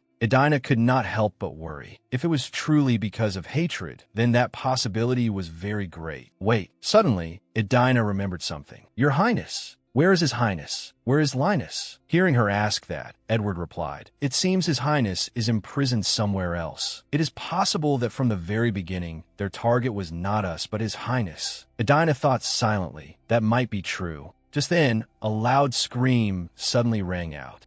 It startled Adina, but it was one of the kidnappers. He rushed into the room. Then he abruptly flew into a rage and shouted at the two of them, You are that monster's accomplices, aren't you?" His words and attitude made Adina very confused. "What nonsense are you talking about? Shouldn't you untie me first?" "How could that be?" the man said with an extremely panicked look. He knelt before Adina and begged, "I will, but please stop that monster." Through the open door, they could see many of the kidnappers running desperately away from something terrifying. While being untied, Adina asked, "Someone explain to me what the hell is going on." The kidnapper was also very awkward. He stammered, "Well, that is." Just as the ropes were removed, he also said, "That man is no longer human. He is a monster." After that, while untying Edward, the kidnapper spoke in fear. "If you let him touch blood, you will die. He is a demon." Adina rubbed her aching wrists and thought to herself, "He is talking about Linus. I have to hurry." As soon as she thought that, she immediately stepped out of the room and went to look for Linus. But the first scene that met her eyes left her utterly shocked. It was the sight of Linus lifting a thug by the neck with only one hand. His other arm was covered in blood, and the sword was just as drenched in blood.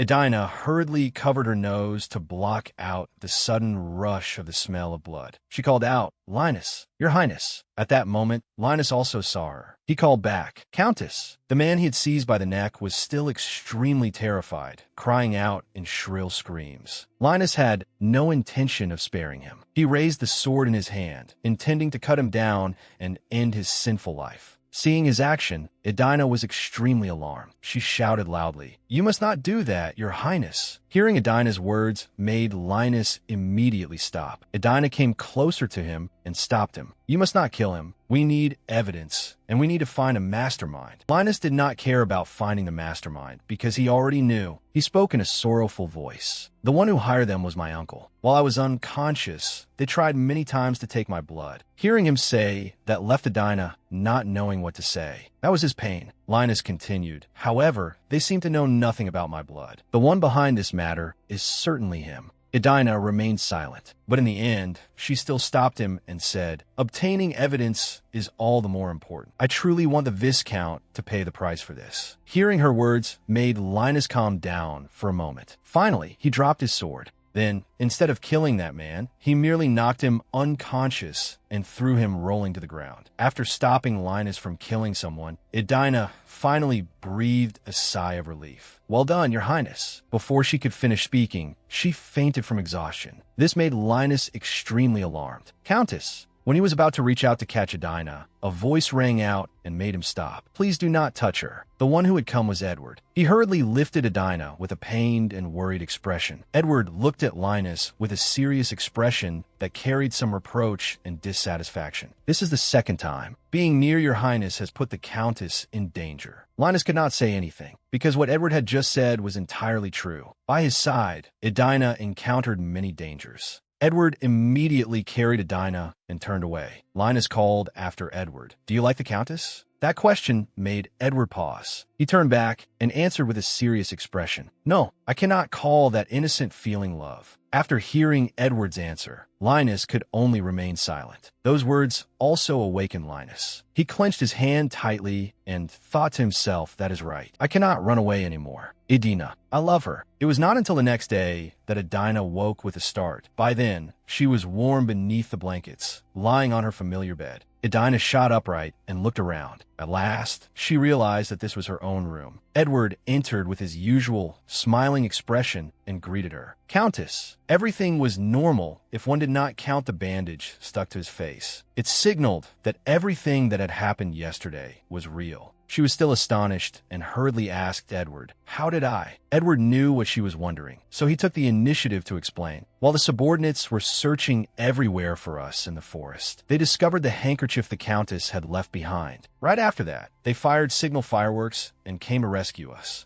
Only then did Adina finally feel relieved. So that is what happened. Edward held a newspaper and handed it to Adina. This is the newspaper that was published while the Countess was missing. The newspaper's headline was extremely hateful. The disappearance of Countess Adina. Has evil finally been punished? Adina read the newspaper while sighing. It is that familiar reporter from the Bonded newspaper again. Ah, they really are following me. She crumpled the newspaper into a ball, set it aside, and said, in any case, we managed to draw attention. Have you found evidence that Viscount Queenston was the one who had us kidnapped? Edward answered Adina with a sigh. As for talking about the culprit who allowed us to survive, they also seemed to know nothing at all. Hearing that, Adina fell silent and sank into thought. After that, Adina said, I understand. Thank you, Edward. Edward gave a polite bow. Not at all. Please rest. After that, he immediately withdrew from the room, leaving Adina with her own space. Only now that she was alone could Adina focus on thinking. But she still heard footsteps and knocking at the door. Adina tried calling out, Edward, but it was not Edward. The person said with difficulty, it is me. It was Linus. When Adina saw him, she hurriedly sprang up and shouted, Your Highness! She ran in front of him and asked after him, Have you recovered? Linus answered with a sad expression, Yes. Adina said worriedly, We failed to obtain evidence that Viscount Queenston had people kidnap us. Linus silently looked at her. Then he said that when the Viscount did something wicked, he usually made use of Baron Conum. Adina was very surprised by this information. Baron Conum. She seemed to have thought of something. Adina called out, Your Highness, you said we would create a reason for the things we did before, didn't you? Yes, clearly. Regarding the road maintenance toward Ellet as quickly as possible, I said Queenston territory was involved. Linus sighed, but my uncle will never agree to a land sale. Adina smiled as she spoke. It seemed Linus had misunderstood what she meant. It is not about getting Viscount Queenston's agreement. It is about whether Your Highness agrees. Under the dual household registration system of Lemonis, if Viscount Queenston was absent, Linus would have the authority to decide it. Adina said, I heard the Viscount has a seafood allergy. Information she had read in the novel could not be wrong. They simply had to take advantage of it. Linus fell silent. He could not understand how Adina knew this. Elsewhere, Winda was sitting and working alone. Suddenly, someone approached and handed her a letter. "Winda, there is a letter for you." She opened the letter and wondered about it. This letter had no seal. The information written inside made her extremely surprised. Someone had ordered the kidnapping of Countess Edina. The next day, the information in that letter appeared in the newspaper and spread everywhere. People were buzzing and talking everywhere, whispering to one another. "Have you read the newspaper?" "Oh my goodness, I have." The man reading the newspaper suddenly snapped it shut. "The culprit who kidnapped the villainess of the century is Baron Conan. He is suspected of kidnapping Countess Edina and Crown Prince Linus." "But who is Baron Conan?" A few days later, at Countess Edina's mansion, the newspaper was now in Edina's hands. She read the newspaper attentively while smiling. The information in it truly put her in high spirits. Baron Conan's accusation. The true culprit who kidnapped Countess Edina was Viscount Queenston. An order has been issued for Viscount Queenston to stand trial. At last, Edina sighed in satisfaction. Good. It went just as I predicted. More than Conan knowing the truth and becoming a witness. It will now be harder for Queenston to escape punishment. Now all that is left is to kick him down completely at the trial. Another day passed. In Edina's office, she was concentrating on her work. Her work had long since piled up. Knock, knock. Suddenly, someone outside knocked on the door. She allowed the person in. It was the family butler. He bowed and said very respectfully, "Countess, someone from the Queenston family has arrived." Edina was rather puzzled. "The Queenston family? Invite them to the reception room first." A short while later, she arrived and met the person from the Queenston family. Edina and the man sat facing each other at a large table. Edina smiled and said to him, "What reason could you have for coming to see me?" This man was Queenston's butler. Benjamin did not waste time. He placed a piece of paper on the table and pushed it toward Edina. Benjamin said, "Not long ago, Countess, you registered a contract for the sale and purchase of Queenston territory without obtaining the Viscount's consent." Edina was still smiling cheerfully. "No, I received the consent of His Highness Linus, Queenston's heir." Benjamin was extremely surprised to hear Edina say that. He was furious. Viscount Queenston is still recuperating from his illness. "Countess, you could have waited to proceed with the matter. Acting like this is truly inconsiderate. Lord Queenston had been bedridden from eating seafood, and during that time, I secretly added seasoning powder. Then I used Linus's seal to buy the land adjacent to the entrance of the Rodent Mountains. Now are you intending to teach me a lesson?" Seeing Edina's frightening attitude, Benjamin flinched slightly. Edina leisurely continued drinking her tea. She took a small sip and paid him no attention. Then Edina set the teacup down on the table with great force. With a loud clack, she continued speaking. "Let's talk about something else. For instance, the matter of the culprit who ordered people to kidnap me being Viscount Queenston." Although Benjamin was startled, he managed to keep his composure. He argued back, "There is no evidence of that." Edina spoke with full confidence. "There is a witness. That alone is enough to gain the upper hand at the trial." Those words made Benjamin's face turn pale with fear. He suddenly went speechless and did not know what to say. Edina also stayed silent, waiting to see his reaction. She recalled what Linus had told her the night before. "The culprit who ordered people to kidnap us was my uncle. While I was unconscious, he drew my blood several times." The more she thought about it, the angrier she became, to the point that she could no longer maintain her bright expression. "Do you know that only by caring for raw stone with all your heart and putting effort into polishing it can you refine it into a precious gem?" Edina suddenly said that to Benjamin. She changed the subject so quickly that he could not react in time. Benjamin did not understand why the topic had shifted from a witness to raw stone. Then Edina leisurely continued, "The Queenston family seems not to know how to process raw stone." As she spoke, she turned and stepped away from her chair. Edina slowly walked out of the room. She closed the door and left Benjamin alone in the room to think. As soon as she came out into the hallway, she hurriedly let out a sigh of relief. The moment she lifted her face, someone was standing before Edina. It was none other than Prince Linus. His face was very sorrowful. Edina had not expected Linus to appear. She called out in surprise, "Your Highness." Linus questioned her, "Countess, do you think I am raw stone?" As soon as she heard Linus say that, Edina understood what had just happened. He heard it. Edina's face suddenly grew hot and flushed red. Linus continued in a sorrowful voice, "Everyone thinks of me as someone cursed. Even so, Countess, do you still think I can become a gem?" Hearing him say that made Edina's heart ache.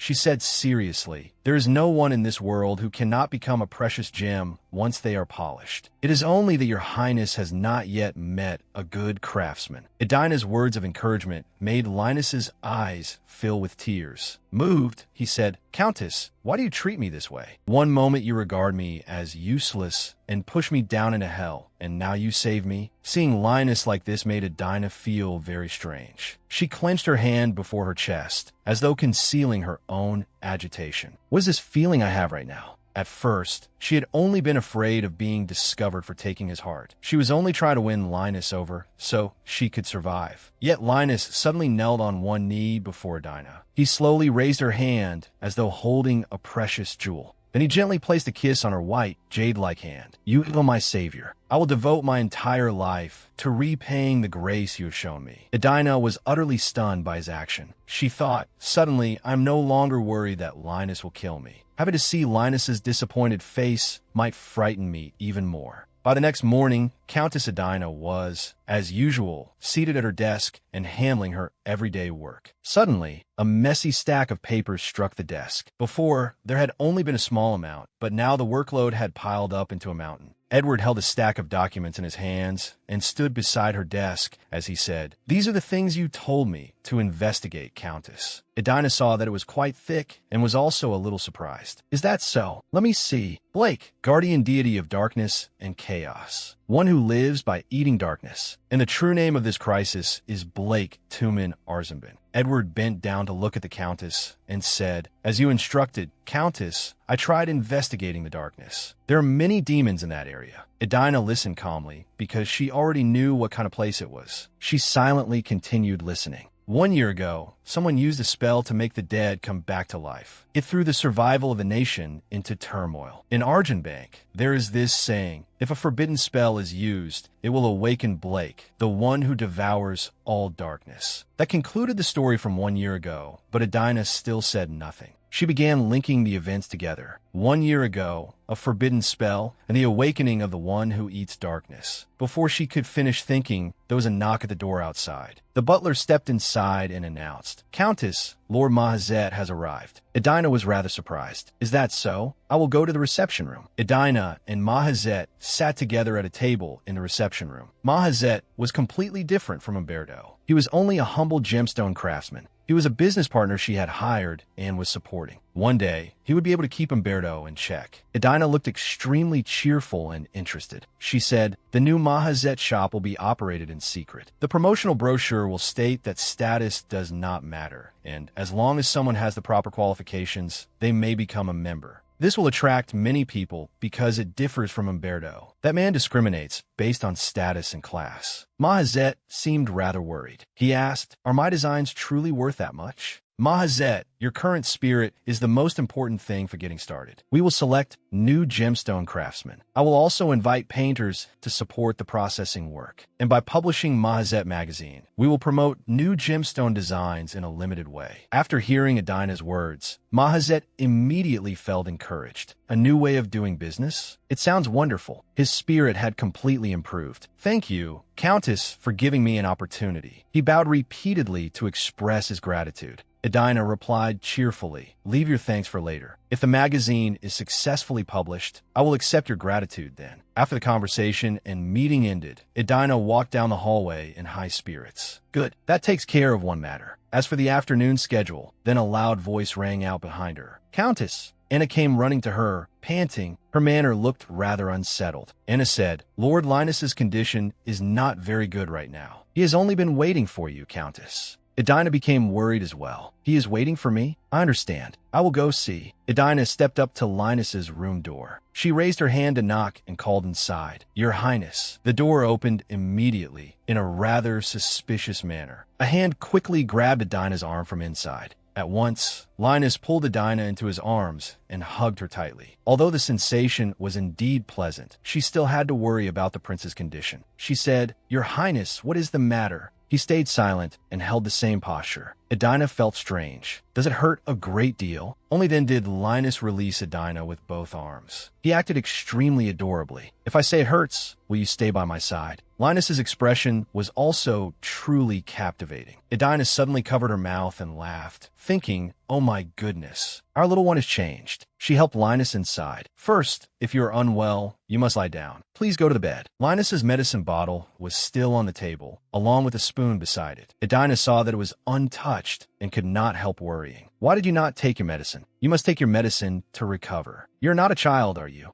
Linus continued, acting spoiled in front of Edina. If you feed it to me, Countess, I will reconsider. Edina's mood was indeed rather unsettled right now. Even so, she decided to feed the prince his medicine. Here, seeing Linus finish the first spoonful of medicine, Edina said out of habit, good boy. Linus seized the opportunity and took the hand holding the spoon before him. He gently kissed it. Edina was startled and pulled her hand back. The spoon in her hand also fell to the floor. Your Highness. She no longer knew what to say. The spoon from earlier had fallen onto Linus's blanket. Edina hurriedly explained, your joke startled me. The prince smiled brightly when he saw her like this. This is the first time I've seen you look so flustered, Countess. Seeing Linus smile like a flower before her, Edina felt somewhat embarrassed. She raised her hand and touched her chest. Her heart was beating very fast again. It seemed she was the one who had caught a cold. Her entire body grew hot. Today was the day before the establishment of Edina Bank, the day of the investment briefing. Edina wore a businesslike smile and said, everyone, please read through the materials. If you have any questions, please ask. Marquis Jayat said cheerfully, it is wonderful to be able to receive one's salary through Edina Bank. The deposit and withdrawal system has also been improved and become convenient. Blake, who is also the Grand Duke of Argent Bank, smiled coldly and spoke up to ask, are you Edina's former fiancé? Marquis replied with a defiant attitude. Even if I am her former fiancé, I am still the Countess's only man. Edina could not hold back and spoke up to remind him, Marquis, we have broken off our engagement. You abandoned me and had an affair with Delina, did you not? What right do you have to say that? Lady Cless Jefferson also spoke up. Exactly. Marquis, why do you keep clinging to our Countess? Marquis stared blankly and asked in return, why do you keep calling her our Countess, my lady? Cless blushed and replied, because I like the Countess. The Countess is my ideal, you know. The gazes of the two people crackled as they met, just like children fighting over a toy. Edina could only sigh helplessly. Just then, the Grand Duke spoke up with a confident smile. Edina is mine. The other two were so startled by what they heard that they jumped. What? Edina inwardly scolded them. They truly had all gone mad. She crossed her arms and asked the Grand Duke, Your Highness, why would I be yours? I'm not anyone's. Everyone, please write the contracts carefully. Seeing that she had begun to scold them, the group finally kept quiet. After a while of writing, Edina gathered the papers and declared, Then we will conclude the meeting here.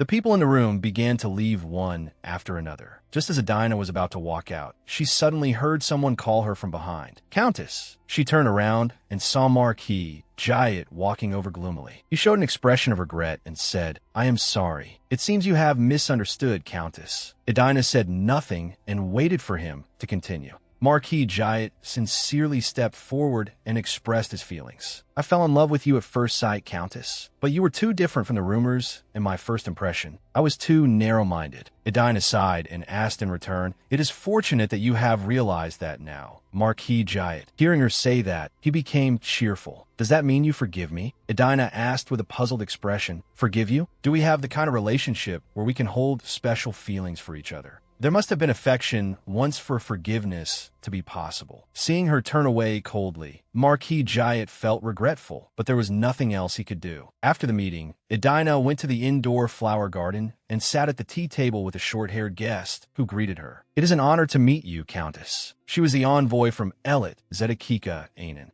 Edina politely replied, It is my honor as well. Anan said, I have carefully reviewed the materials. As you know, the situation in Elit is urgent, and we are in great need of a loan. I will accept your proposal. His Majesty the King also said he wishes to meet you, Countess. Edina was secretly delighted. Good. By helping Elit achieve victory like this, I will take control from Besso all the way to Linus's heart. After thinking that, Edina said, In the latter half of this year, I will visit Elit as the representative of the delegation. It would be wonderful if I could have an audience with His Majesty then. Anan smiled and nodded. Yes, that would be excellent. At that moment, Edina looked up at the sky and realized it was very cloudy. Is it about to rain? Just then, a maid entered and called, Countess, the Grand Duke is waiting for you. Edina was slightly surprised. Is that so? She quickly said farewell to Anan. When she went to the tree, she saw the Grand Duke leaning against it with his eyes closed. Her question woke him. What are you doing here? The Grand Duke answered, I am absorbing darkness because I keep feeling thirsty. Edina asked in return, I heard you were looking for me. The Grand Duke reached out, held her arm, and said, I have to return to Argentbank now. As soon as he finished speaking, he increased the strength in his hand and pulled Edina close to him, wearing an incomprehensible smile. Edina spoke up to remind him, Your Highness. The Grand Duke glanced at her and demanded that she call him Blake.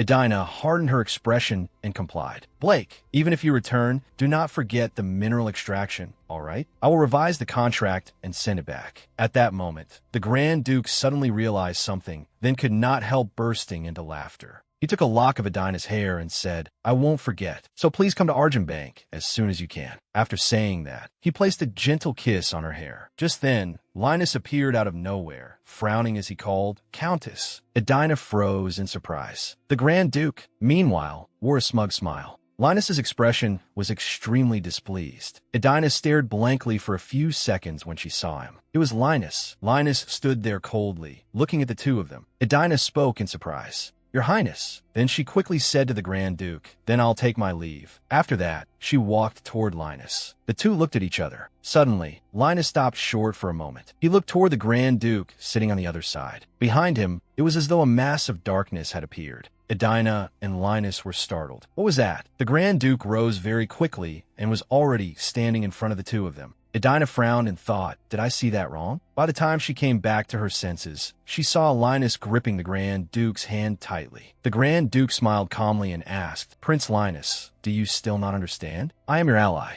Linus replied coldly, Stop talking about being my ally. What do you want? The Grand Duke smiled and answered, I only hope that you will win. I happen to know a few secrets of the Imperial Palace. Edina silently assessed him. So this young man really was the one who had told the Countess about the secret of the heart. At that moment, Linus spoke. Ridiculous. You aren't the culprit who stole mine, are you? His question made Edina jump in alarm. She was startled to the core. She hesitated. Or should I just say it, that I'm actually someone else who reincarnated into Countess Edina. The one who stole your Highness's heart was the real Countess, not me. She gave Linus a stiff smile and said, Your Highness, please calm down. Only then did Linus release the Grand Duke's hand. The Grand Duke did not seem annoyed either. He merely smiled faintly. He suddenly said, What a pity. I wanted to become the Countess's first man. Edina froze and asked, What? At that moment, Linus had already stepped forward to block her from view. The competition between the two men seemed to have begun. Edina looked in surprise at the person standing in front of her. Linus. Suddenly, Edward also appeared and called, Countess, is that the Grand Duke? As soon as he recognized him, he quickly ran over. In the blink of an eye, he appeared beside Linus and blocked Edina from the front. The Grand Duke stared speechlessly at the two of them. Somewhat surprised, he asked, Are both of you from Argentbank? Edward answered, No, I'm from the Lehman Dynate Empire. The Grand Duke then said, You seem to have studied spellcraft before. Edward admitted, I studied spellcraft as a minor at the Imperial Academy. The Grand Duke muttered to himself. Then, for some reason, he smiled in an unreadable way. He said, I suppose I should say goodbye for now. In any case, we'll meet again, so there's no need for a long farewell. Edina remained silent. She watched as the Grand Duke turned and gradually left the place. Linus asked suspiciously, Countess, do you have business with that man again? Edina nodded. Yes, we have a transaction, so I plan to visit Argentbank regularly. The lady thought to herself, he may be an irritating fellow, but I have to keep an eye on him and see whether he knows anything related to the heart. Besides, earning money is good too. Edward's expression was somewhat grave at that moment. He murmured to Edina, I didn't know the Grand Duke knew darkness magic. Edina asked in surprise, Spellcraft? Does something like that really exist? Edward answered, Of course it does. Why would you ask something so obvious? Edina realized she had slipped up a little, right? If witches exist, then of course spells exist too.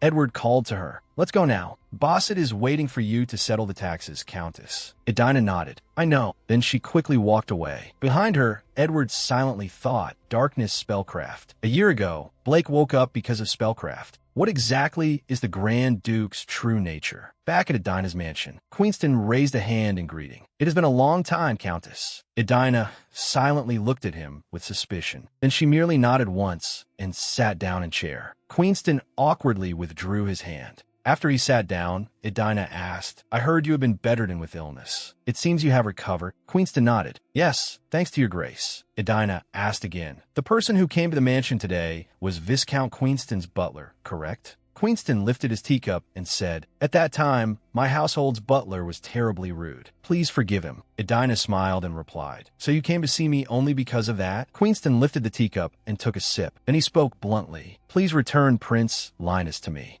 Edina tilted her head and cursed inwardly. What nonsense is he spouting now? Her expression turned cold as she replied, Return him? Am I some kidnapping criminal? The principal culprit who kidnapped His Highness Linus and me is saying that. Queenston argued back. Do you have any evidence that I am a kidnapper? Edina smiled faintly. Oh my. Baron Conham confessed to everything. The letter was published as evidence. Have you not read the newspaper? Queenston angrily slammed the table and answered, This is a false accusation. The trial has already been transferred. Are you prepared to compensate me for the injustice I have suffered? Edina could not hold back a scoff. She said sarcastically, You just slapped yourself in the face with that claim of false accusation. Did you think I was an idiot? Queenston was stunned by her words and asked, What did you say? Edina said coldly, Do you truly want to try going up against me? Countess Edina. Queenston stammered as he explained, The letter is a misunderstanding. Baron Conham forged my handwriting. It was not something I did. Countess Edina cursed inwardly. He's still stubborn until the very end, isn't he? She quietly crossed her arms and thought for a moment. Then she spoke. I know everything about how you, Viscount, have abused Prince Linus since he was young. Queenston shamelessly defended himself. Abuse? I have never done such a thing. Can you prove it? Edina answered firmly. Is proof necessary? All His Highness Linus needs to do is come forward, and it will be over. At this point, Queenston could not immediately refute her. He showed a serious expression and said, Prince Linus is a very dangerous person. Is he not cursed?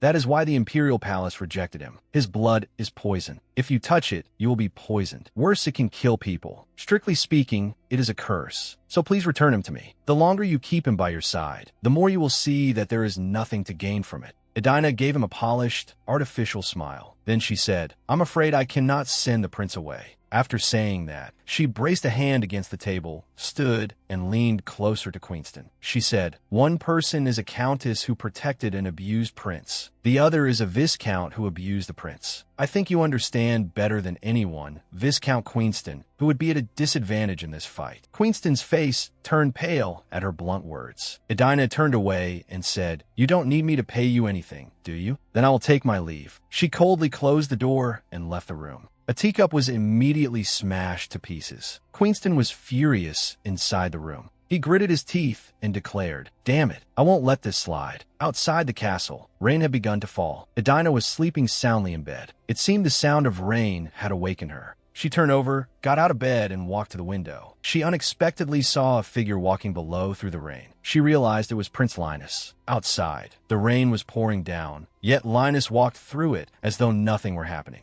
Edina took an umbrella and held it over both of their heads. Puzzled, she asked, Why are you here? Linus glanced at her for a few seconds, and he leaned his head closer to look at her. The distance between the two of them grew smaller and smaller. He suddenly said, I was thinking about you, Countess. Edina maintained an indifferent, composed expression. In truth, she was screaming inside. Looking at Linus's face, so close to hers, for that instant, she thought her heart had stopped beating.